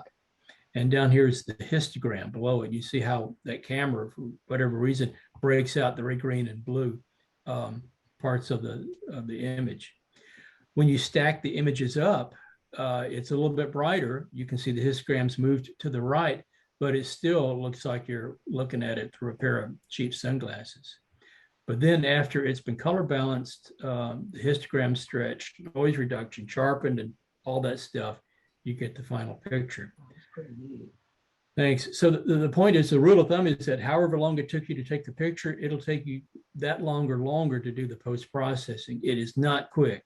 It's not like coming back from High Island and saying, oh, I love the spoonbill picture. Let me crop it down a little bit and tweak it and I'm done. I mean, I've gone back to these pictures over and over sometimes to do work. You can even take pictures on multiple nights and then take those and have them aligned and stacked. And that's something people do. So I don't want to undersell the post-processing. It's doable. And in the reference page, there are links to some great guides learning astrophotography. But you need to know that when you do this and you set all the gear up, you're not done. When you get home with a memory card, you've still got stuff to do. Okay, and just an example, just to show you how far amateur astronomers can go. On the left is probably the most iconic astronomy image ever taken. It's called the Pillars of Creation, taken by the Hubble Space Telescope. This is a cloud of gas in the Eagle Nebula, where solar systems or stars are budding off and forming probably with solar systems. You can see like these little buds on them here. All of those are identified as new stars that are forming. And that's the Hubble Space Telescope. On the right is a greatly zoomed in version by amateur astrophotographer Trevor Jones. And this is just a tiny piece of his Eagle Nebula picture. And, so it's a little grainy and noisy, but look how close it resembles the Hubble. And I can't remember what the Hubble cost, however many billions of dollars, but I mean, Trevor didn't spend billions of dollars on his gear, but this is how far the state of the art is. And if you'll look at the reference section, go out and look at some of the places to see astrophotography, the really high end. You'll see them on sites like Astronomy Picture of the Day. The work that people are doing is absolutely incredible. So there's no limit to how far you can go, pardon the pun. So just to wrap up, we've talked about Milky Way landscape photography with a camera and a tripod that everybody here can do. We've talked about zooming in on constellations with just buying an intervalometer and possibly a star tracker and trying out image stacking. And then finally, we talked about going the whole 9 yards with galaxies and nebula and so on with a telescope that has a go-to mount and a laptop computer. So that in a nutshell is getting started in astrophotography. So let me just leave you with the words of Vincent van Gogh, who says, "For my part, I know nothing with any certainty, but the sight of the stars makes me dream." So don't forget what it is we're photographing up there. Those are incredible things. Don't get caught up in the gear and forget just how incredible the stars are. Here are the resources for you guys. And Connie has assured me that we have this presentation available to you guys in PDF format, so you can look up any of the references that you see here. Thank you very much. That was great. Hey, thanks a lot. And Richard, Wow. we are recording this thing, so we'll have the recording of this up. All right. Okay. That's right. Thank you. Wow, that was Yes, I do have the PDF, and Chuck will make sure we put it out under our resources. Yeah, yeah. It's very interesting. That airplane behind you reminds me, I was in the Air Force in navigator training. I trained to be a navigator on a B-52 bomber, and we had to remember all the stars. And we had these tricks to remember them, but I can't repeat them in polite company. Oh yeah, because it was the military. Everything was 4-letter words, I think. Yeah, well, it helps you remember, right? It did help us remember. Richard, I thought I'd mention, I kind of got hooked on this here a couple of years ago. And I unfortunately started out with trying to go whole hog with all the equipment. But I really recently got that Red Cat 51. Oh, nice. And I took it to Hawaii here a couple of weeks ago. Beautiful. And they've got a new, really neat little Raspberry Pi unit called the ASIR Pro. And you don't even need a computer anymore. Yeah, yeah. You can do everything right off your phone. Yeah. Down there. And it, I got a beautiful shot of Orion there, and I'd love to see it. Yeah, it was a lot of fun. It's a fun hobby, but it can really get expensive on some It'll of get expensive, and that's why I wanted to mention that the starscapes, I think, are just as wonderful as the close-ups of the galaxies. You can do, a field of blue bonnets and, an interesting old house or an old church or something, and then you've got the Milky Way soaring overhead. That's a wonderful, incredible photograph.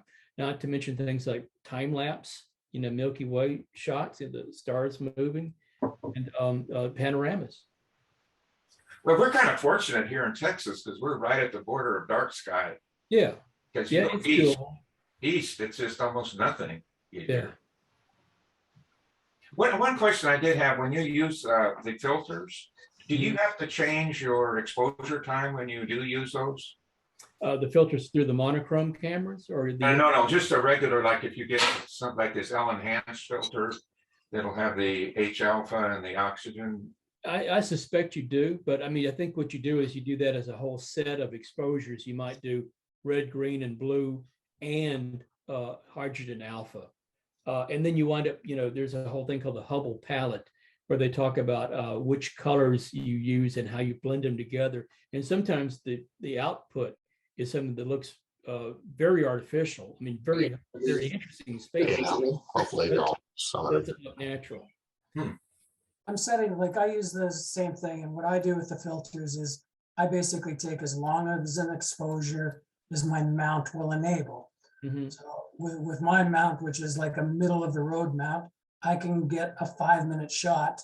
So I'll just shoot 5 minutes, and whatever filter I put in, even if I'm going without a filter, I'll try to push it to 5-minute shots. And if the stars aren't pinpricks, then it's a bad night of guiding, then I'll bring her down to 2 minutes or 3 minutes. So it's just whatever you can get that night. Yeah. And you can always print as black and white too. It doesn't have to be color. Richard, does the humidity in the air have any impact on the quality of the photographs? Yeah, it does. When we talk about light pollution, I didn't call this out. The reason we have light pollution is artificial light bounces up in the sky where you don't want it. It's not doing anybody any good up there. And it eliminates the dust and the humidity in the air.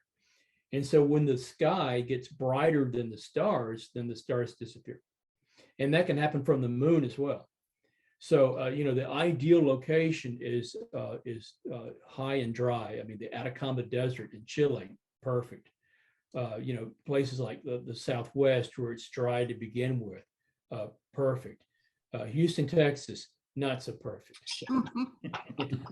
It is still amazing though, like I hadn't got into it. I always wanted to until I learned about these filters. Yeah. And you spend, it's a couple $100, maybe $300, but it is amazing that with that little bit of an expense, considering what we spend in our gear. Yeah. Our last house, I was Bortle 8, and you can get some really good shots. And you can get so much more practice in that, when you do get out the Big Bend that time, you've got the whole process down. If you want it, it's just so much less frustrating if you spend a few bucks, get yourself a light pollution filter or some of these other filters that are even a little bit more pricey, and you can play in your backyard. It's really cool. I think what I need is a chainsaw. Yeah. I've got a wife that loves trees, so I'm out of luck. Well, I know, and we're birders too, so I mean that's kind of counter to the culture too. You just have to be way more selective on when you shoot. You got about 12 degrees. Right overhead. It's the only shot. How do you like that Rasa 8? Oh, I like it. I like it just fine. The one thing is it's a little difficult is you can't have a very big camera on it, and you can't use a filter wheel. But boy, it's a light bucket. I mean, the pictures that you saw there at f2, it's able to suck in a tremendous amount of light. But that doesn't stop me from lusting in my heart after refractors that are 1,000 millimeter focal length or something like that.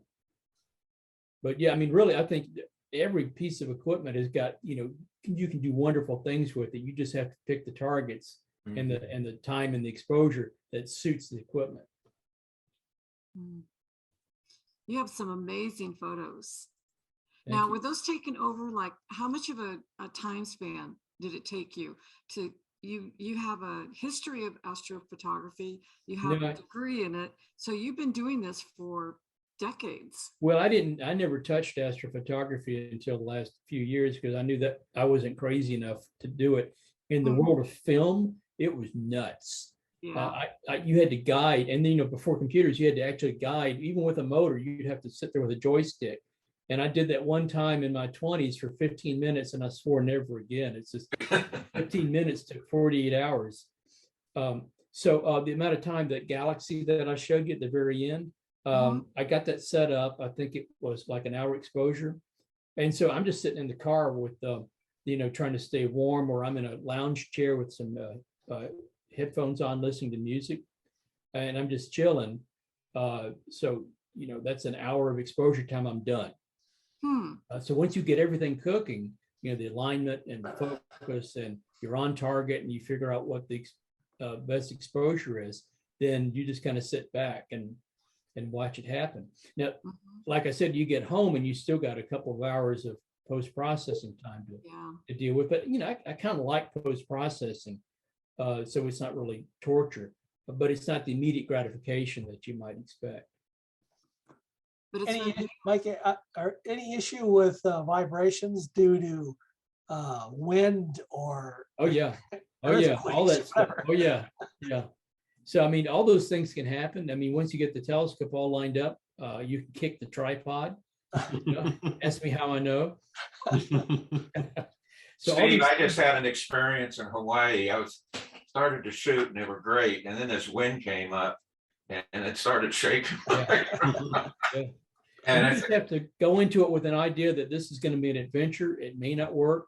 I'm going to try, and if I get something great, and if I don't, well, that's just the way it is. Yeah. You got to be patient. Yeah. The favorite saying in astronomy is clear skies, isn't it? Absolutely. Just to tell you a quick story, when I was out at McDonald Observatory, they still told the story of this guy who was a graduate student on one of the telescopes. And at that time, you had to go out to the observatory to take your data and observe. And so if you're working all night, you get hungry around midnight, so they'd serve a midnight lunch. And some other guys were coming in for midnight lunch, and they saw this guy had his dome closed. He was all, you know, shut down. So they walk in and they ask him, "Hey, are you done for the night? Because, you know, it's expensive. You know, you have to pay for these time on these things." And he said, "There's clouds coming up in the east." They said, "Man, those aren't clouds. That's the Milky Way rising." You've never seen the Milky Way before. Let's get a PhD. City kid. Yeah, I know. We were at the McDonald Observatory during the pandemic. Nobody was there. They have that green lawn area.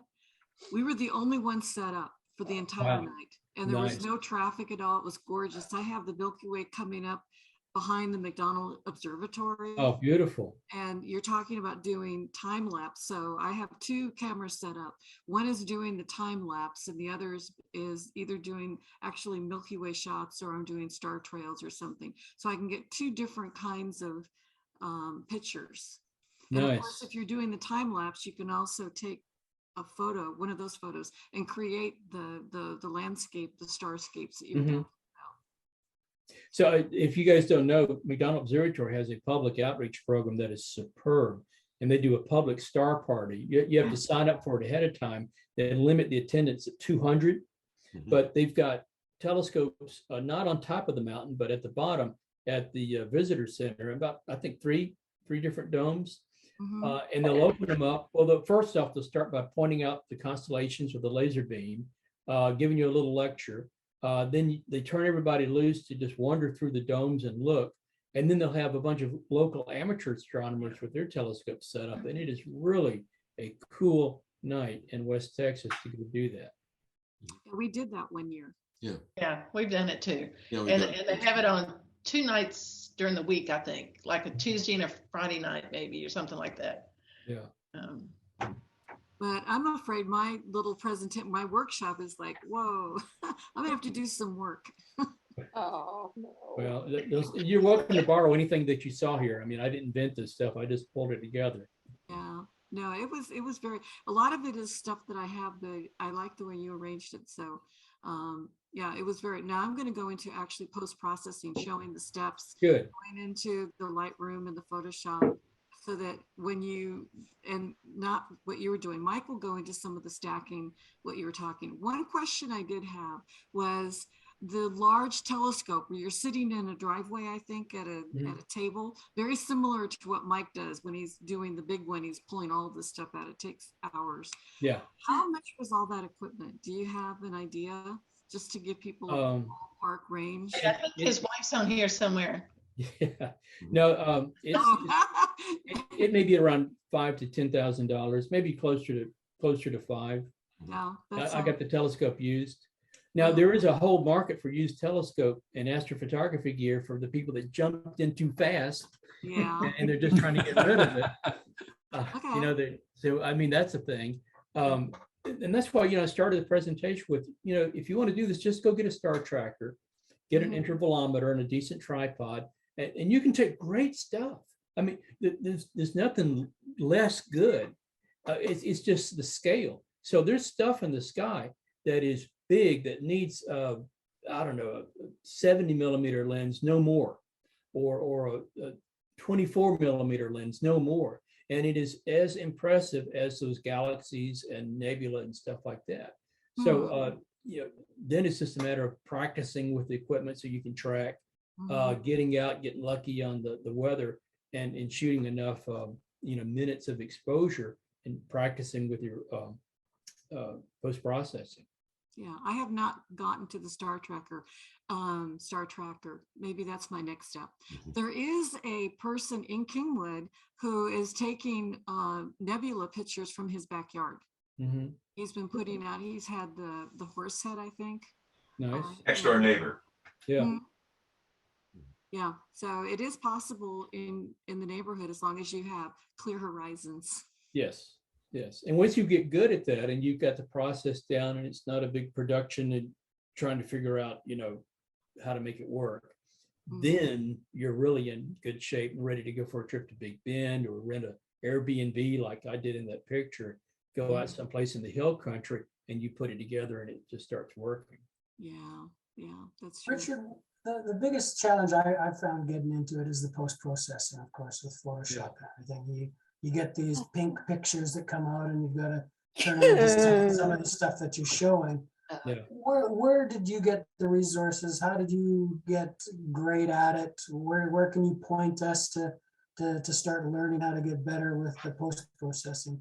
Well, thanks. I don't feel like I'm great at it. I feel like I struggle. There's a lot of cursing that goes on during post-processing. But in my reference page, there's a link to Astro Backyard. And he's a guy who's an extremely talented amateur astrophotographer. And he's just got a great way of communicating. I think he's a designer, a graphic designer.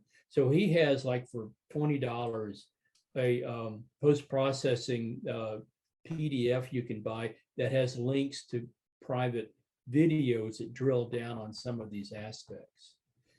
In addition, Richard, I've got that, and it is well worth the money. Yeah. He really goes through things. He's really does it well. And then some of the software that's out there, there's a piece of software called SharpCap Pro that will do the post-processing at the telescope. So while you're watching, it will start stacking the pictures and it will automatically do the stretching and color balance. And so you just see your picture get, more and more and more vivid as you're watching it over the course of an hour or two. Now you can still go home and tweak it, but you're already probably 80% there. And I haven't tried that yet, but that sounds great. And what do you think of the coming wave? I think of computational photography like Apple. They're getting so that you could actually shoot astrophotography with your iPhone. I think it's great. Yeah. I mean, I think the big camera companies have really dropped the ball.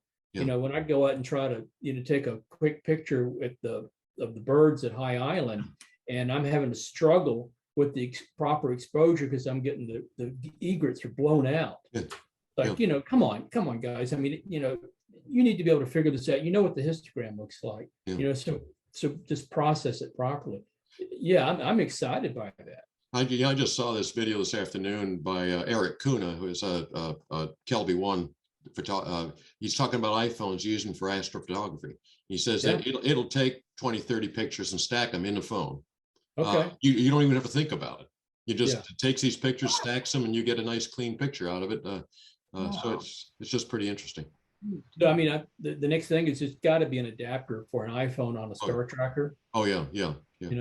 So I mean, you can't do anything about the tracking, but you're at a pretty wide angle anyway. Yeah. So, but I mean, that would be a really cool combination. Yeah, I do think the major camera companies are totally blowing it by not putting a computer inside the camera. Yeah. Like the iPhone has. Yeah. Interesting. Does anyone else have any more questions for Richard? If not, Richard, thank you so much. Well, you're welcome. It was a pleasure. That's really good. Very good. Thank you for having me. And I'm afraid my husband will come and say, I have a new list. But anyway, thank you very, very much. And I'm sure there will be some people commenting and emailing you with questions, including my husband. That's totally fine. All my contact information's on the presentation. Yeah. Oh, excellent. Thanks, Rich. All right, Connie, thank you. Welcome to hang around. I didn't see your wife on here though. Well, my wife, no, she screwed up and made an appointment she couldn't get out of tonight. Okay. All right. I feel better. You can talk all about the money then. Yeah, that's right. It's just between us. Yeah. All right. Well, I guess I'm going to bug out then. Okay. Well, thank Talk you to you so later. much. Thanks a lot. Excellent, and really appreciate it. Hey, Important. Yeah. We're going to go ahead with the share and learn street captures. We have 37 photos. We're going to start with Ann.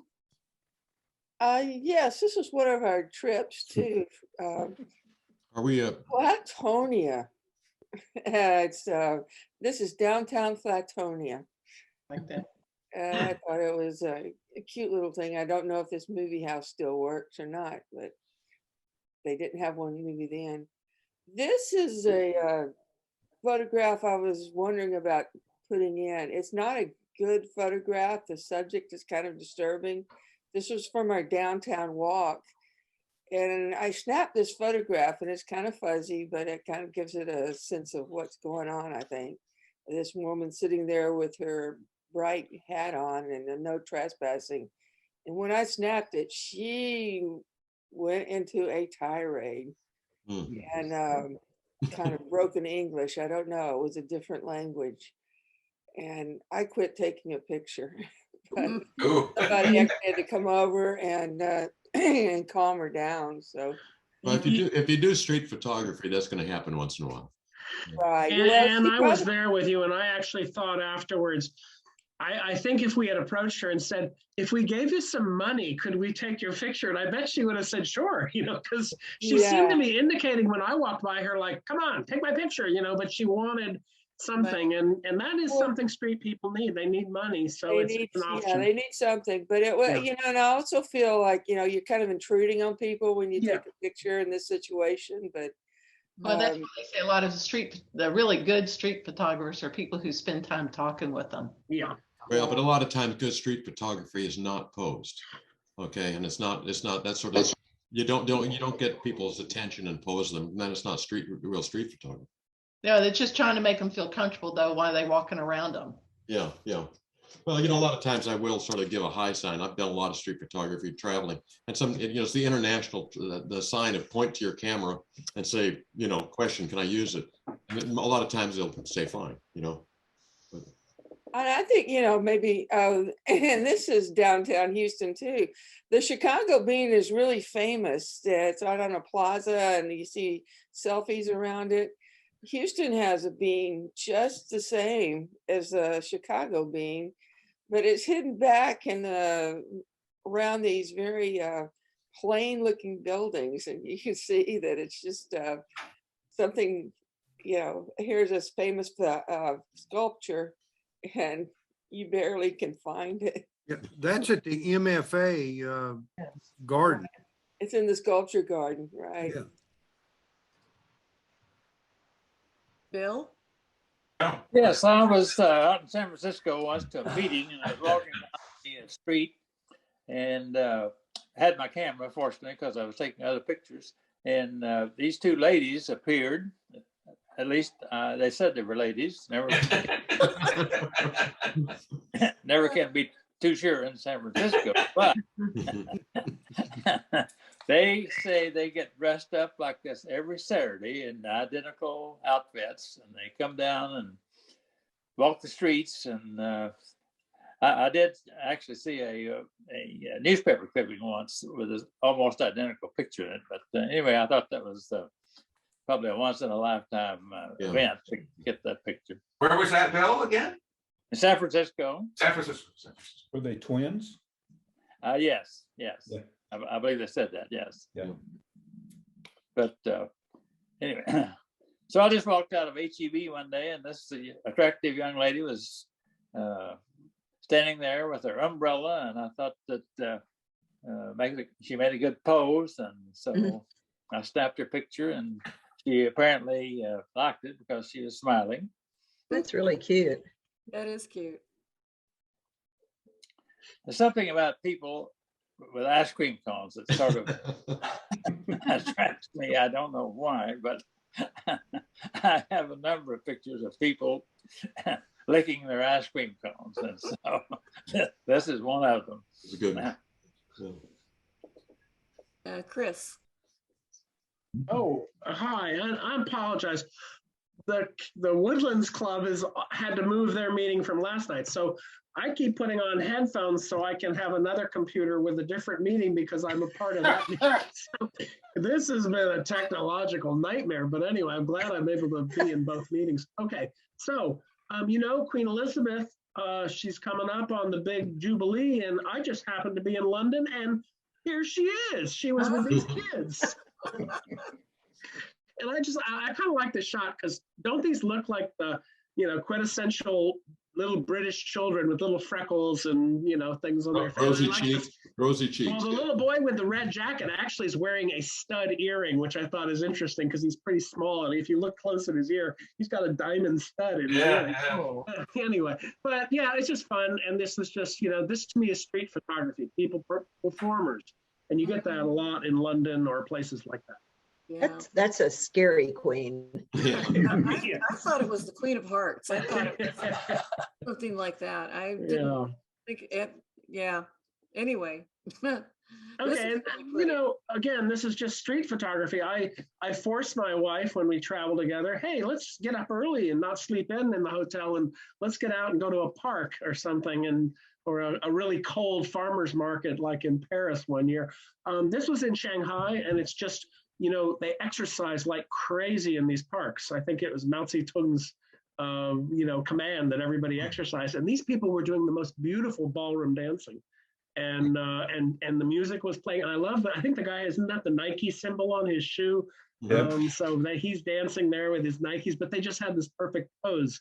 And the light, I like the side lighting on it. So that's just a typical street shot in Shanghai.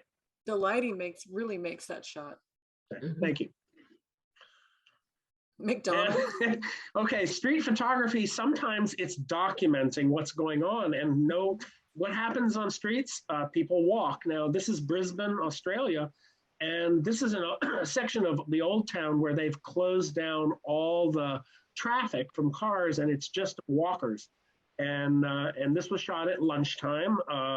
They've covered the central square area, and most of the streets are covered with canopies. So even if it's raining, you know, you might get a little wet. It's kind of like Houston, you know, you get a little damp, but you're still walking, and it's mostly covered. And I found this corner, and I just backed up, and I made the McDonald's sign. I hate to say it, but all that good Australian food, now they have McDonald's. So what else do they need? And I just kind of put it in the center because everybody seemed to be gravitating, you know, all directions.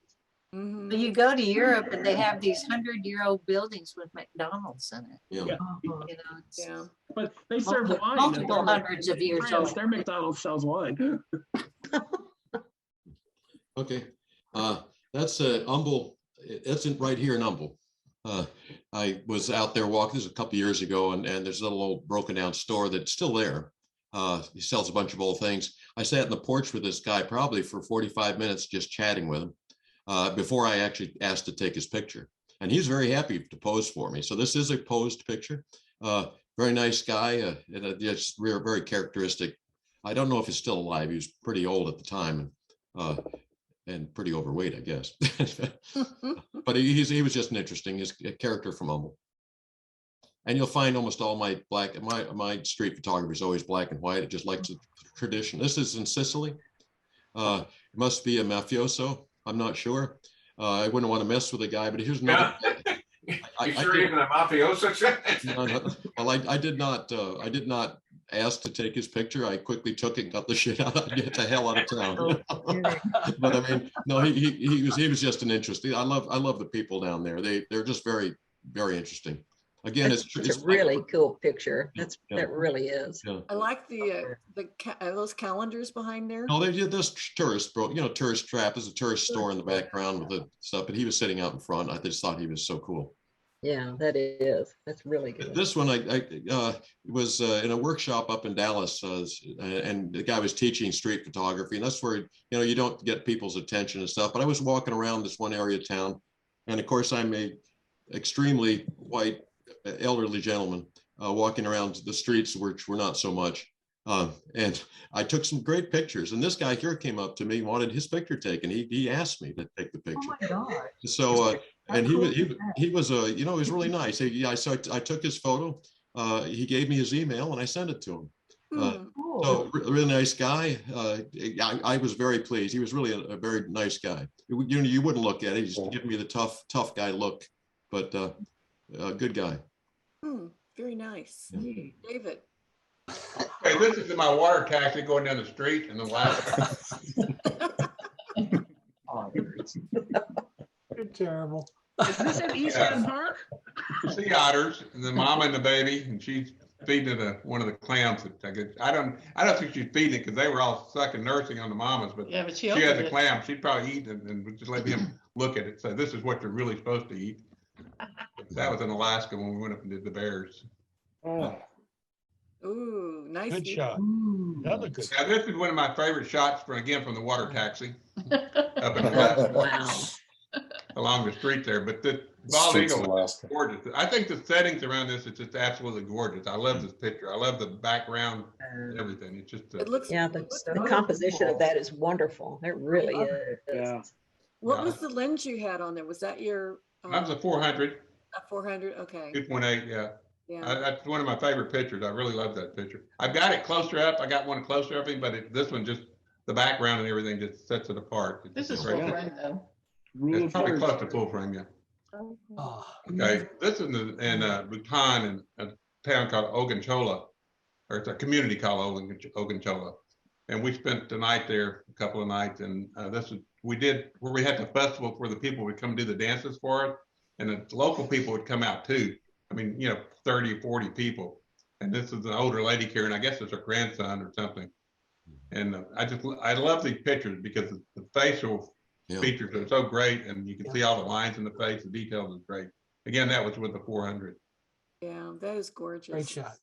The contrast is so nice. Jim. Yeah, I started looking at all the pictures I had of people, and I couldn't pick any out. I had things like monks walking down the street with iPads, working on them, and stuff like that. And then I thought, some of the things I take pictures of often is street photography, just kind of the wiring that you see, because generally just kind of the unsafe conditions you may spot with it. And so there's just a series of, I think, 3 or 4 pictures I'd taken of kind of things that you probably should never do around your house. Or you get into India or some of these countries where who knows how many of those wires are actually legal. Right. Oh, yeah, that looks like a lot like Cambodia and those places. And then look at this one. Oh. Yeah. There's probably 3 wires in there that are legal. Jim, where? No comment. From our electrical person. Tim's liking that one. That's Tim's favorite. Wow. Oh my God. Or you don't want to see this in your house, I don't think. When we were in Saudi, the guys that would come to repair things, they didn't have a plug. They had bare wires, and they put the bare wires into the socket. Yeah. My kids saw that, and I'm thinking, oh my God, my kids are going to get electrocuted because one of them's going to try it. Yeah, well, I mean, I've been in Indonesia where they had in a restaurant that's pretty common over there, where they just have bare wires kind of in a crisscross across the restaurant. They just kind of take these lamps and move them around and hang them off the wires. Yep. And you get in some of these places and those wires are only about 6 feet, 3 inches or whatever in height. So if you're Hi. tall, you get a chance of It's about 2 inches taking all too the short hair for off your me. head. Having a shocking experience. Yeah. My I sister. noticed Candace smiling. My sister bought a house in the Heights that the guy had done his own wiring on it, or his kid had.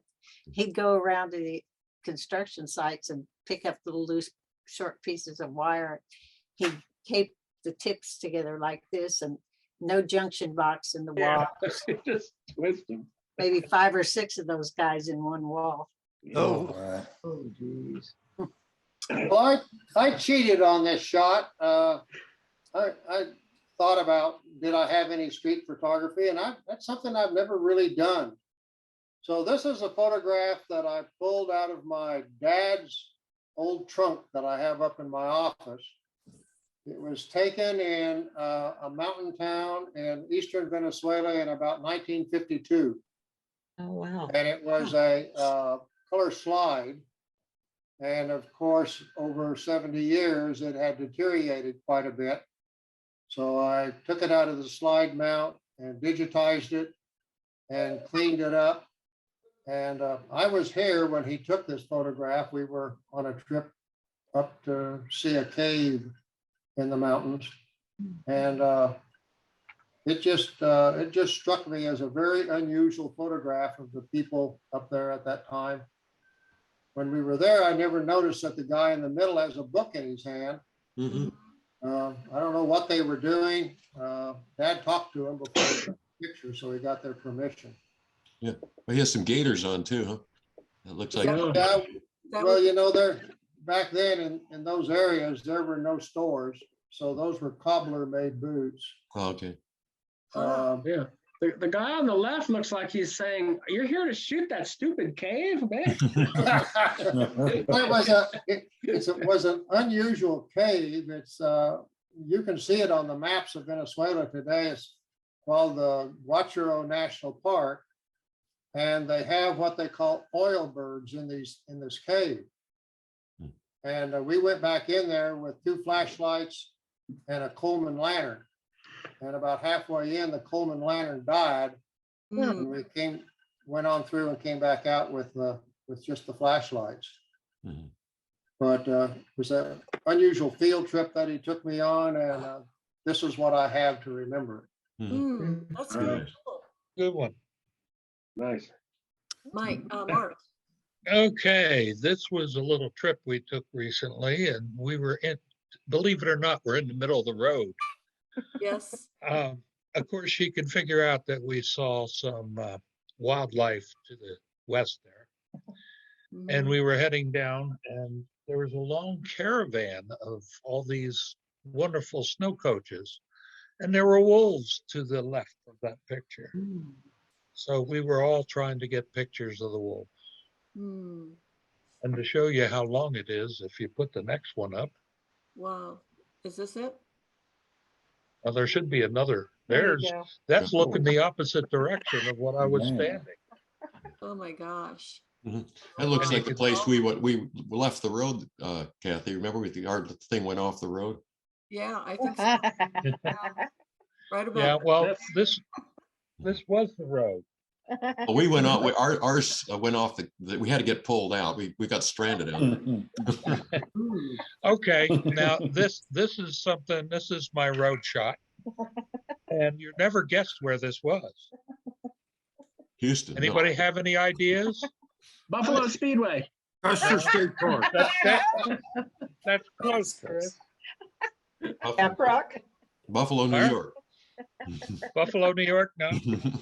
Believe this was the north rim of the Grand Canyon. Wow. We were driving in, and there was and this gentleman walked out in front of me. He's quite a gentleman.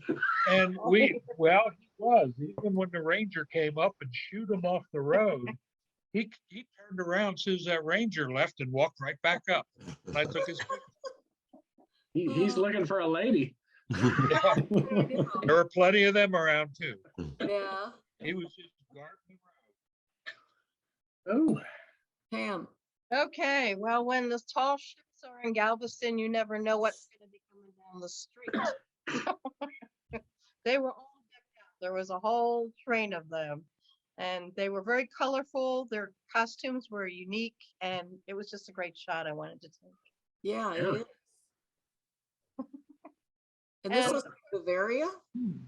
no, we're in Italy. We're in Italy, and right up the road is another little village. And they were blocking the road there, playing on their owl horns. Yeah, Mhm. they were at the festival, Yeah, it was a little festival little going on. town festival. That's Really? cool. It was fun. Tim, Oh, I know that. All right. Well, you guys might know I'm from New Orleans, so family and I go back there with Thanksgiving. This was one Thanksgiving went back there. I usually go that morning to have some Cafe du Monde donuts. Yep. Right down the ramp to the right of where I'm standing there. So we usually go try to take a family picture and try to get this one without any cars in it. So it was a lot of people and some horses, but nothing too modern otherwise. Tim, is this HDR? It is, yeah. Okay. looks like a movie set. Yeah, all the people Yeah. and stuff make it interesting. Yeah. It looks like the beginning of a musical or something. Yeah, it's always a challenge to get without a bus in the way or something. So I stand there for a few minutes and also try to wait for the flag to blow in the right direction. Yep. Ah, yes, That's you nice. like your flags. It's nice color combination. It really is very Yeah, it's colorful. pretty. Oh, very good. And this was this for the what's it called, the New York eclipse? They have a Manhattan eclipse or not? No, I'm looking to see when was it? It was in 2019. It was in June of 2019. Yeah. So not that I'm aware of. It was just the night we were in New York. We were walking back from dinner one night back towards the hotel, which we were staying right by Central Park, Yeah. and just walking back and looking down the streets, and I had a moment to stop in the middle of the street and grab that shot as the sun setting, because there was no other place where we had any view, but I liked all the That's really reflections on the cool. buildings. That's excellent. And you might notice that was not ISO 125. That was 1250 there. I left the 0 off that one. And this is really cool. And this was actually this Christmas. We took a trip to Disney and went to the Galaxy's Edge area of Hollywood Studios. We had a reservation at a little cantina there, which was the park closes at 9. Reservation was at 9:20, so we were in there after the park closed, and it was raining. So when it came out, there was nobody anywhere, and I had my little bitty, what do they call it, Gorillapod with me, and found a place to wedge that on a wall and guard it closely so it didn't fall while it was strapped to me. Try to get this shot. So it was kind of fun with nobody in it and all the water reflections. I have a friend yeah, who that likes to is. go to Disney World, and he is the last person out because he likes to take the photos with nobody in them. He does a lot, long exposures and stuff. And the security team just follows him out the gate. Oh, yeah. No one asked me any questions or messed with me. They just let me be. So, Oh, that's cool. and there's another one in my background that was right down the street, if you will, from this one. But I like this one a little bit better. So. Yeah, no, I saw this one on Facebook. It's really cool. Yeah. Thank you. Okay, Mike. Oh, this was when we were in South Dakota in Kingwood. There was this really neat little place that had all these weird souvenirs from time ago. And this is Pegasus from Mobile. Mhm. I guess a Pegasus unicorn there.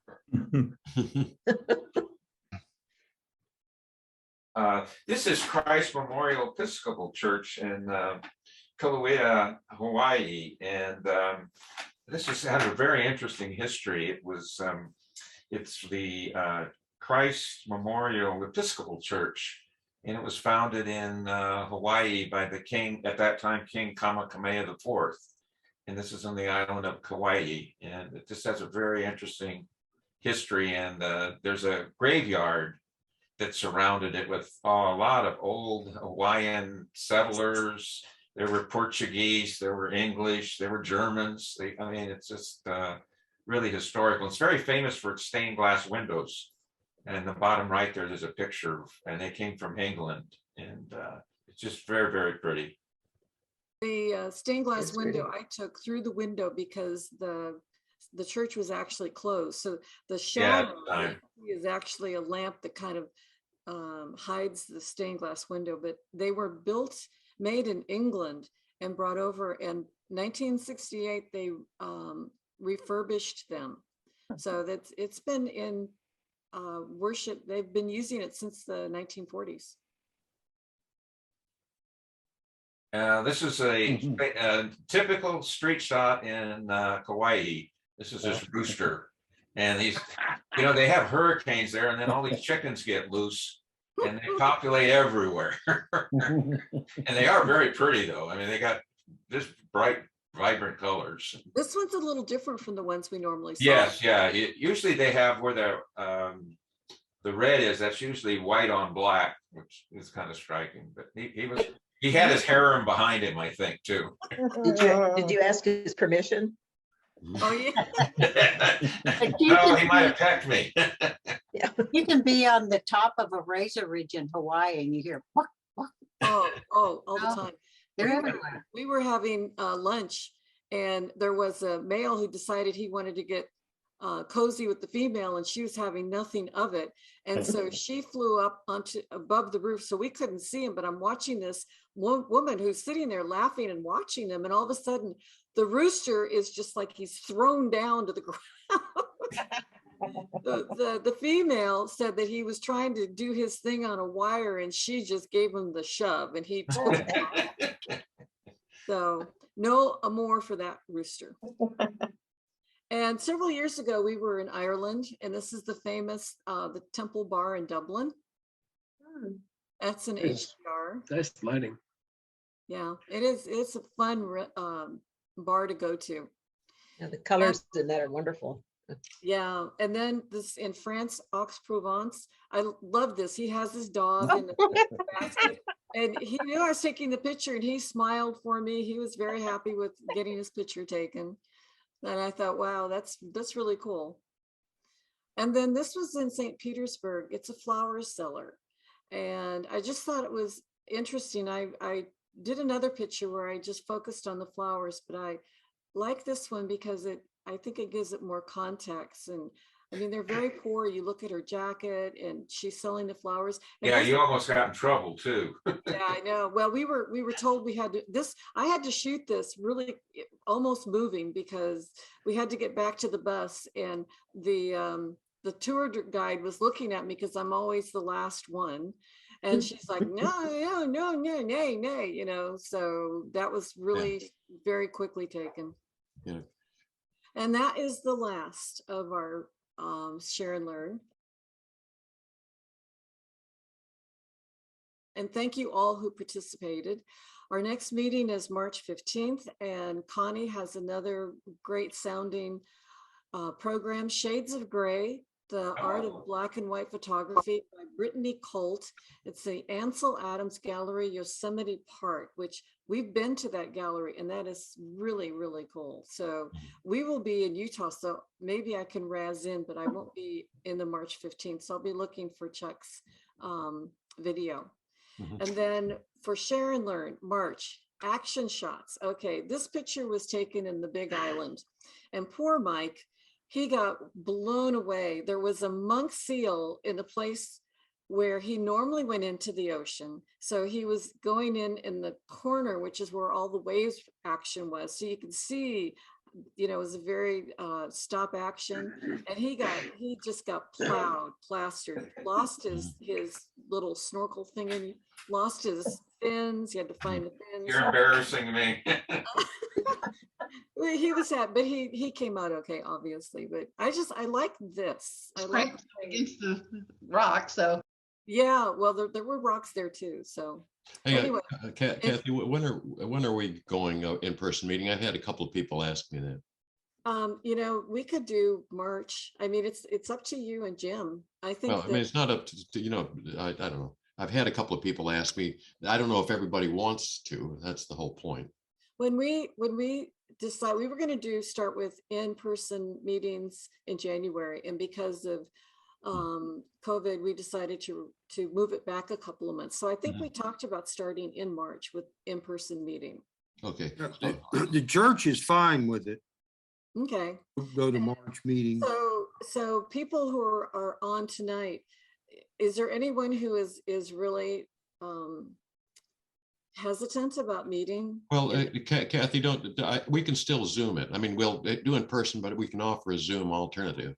Okay. You know, the people can still see the meeting if they want to. And I'll just add that all my speakers I've set up for Zoom. They're not, I mean, Yeah. tonight was local, but he's the only one I think I've got that's really local. There's a lot of people like the Zoom meeting. They can see the pictures better. They can hear the speaker better. There's a lot of pluses to the Zoom meeting. There are some people that have gotten back to me that don't want to do Zoom anymore. So I don't know where it stands, you know. Well, do you want to try doing a combination of in-person Zoom and see how it goes? We can try that. We can do that. Yeah, let's give it a shot. And Jim, we may have to run over again and try to set it up. Last time we had some trouble because the system was down. Yeah. Well, I'll get with Aaron. Okay. And get you and we'll do that. But we'll be in Park City, so I should be able to razz in. But Jim, I'd rather have you run the meeting because I'm not sure about my connection. So I'll just listen in. Okay. Would it be in that big room or the upper room where we used to meet? Well, I think the feedback I've gotten, they like the fellowship hall down on the first floor. It's easier to get in and out. We don't have to have a doorman there. Yeah. Well, no, we still have to have a doorman because you don't want to. But the door is right there. The doorman doesn't miss the meeting. Emily, the other problem is the third floor is being completely renovated. Won't look anything like what you remember. But I like the fellowship hall because it's larger, and if people want to socially distance, they can. Yeah. So it's just, I think it's just a little bit more accommodating for us. So, but the share and learn. So March is action shots, which goes along with the Humble Rodeo and all of the sports action shots I've seen on Facebook. And April is dusk to dawn. So either from sunset to sunrise with everything in between is a go for April. So that's it. Is there any other comments from anyone? Good. I'll try and get a haircut before the next meeting. We'd appreciate it. I'm glad your head didn't explode, Chris, from being overburdened. Oh, well, anyway. I was going to say something, but Well, I just want to thank everyone for coming and for everyone who volunteers for our club. And if you have anyone who wants to join, encourage them and give them have the email sent to Chuck so that they can either Zoom in or come in person next month. And we'll move it from there. See you hopefully on an activity at some point. And obviously for the workshop in about 2 weeks. So if you haven't signed up and want to go ahead and sign up because that is still virtual.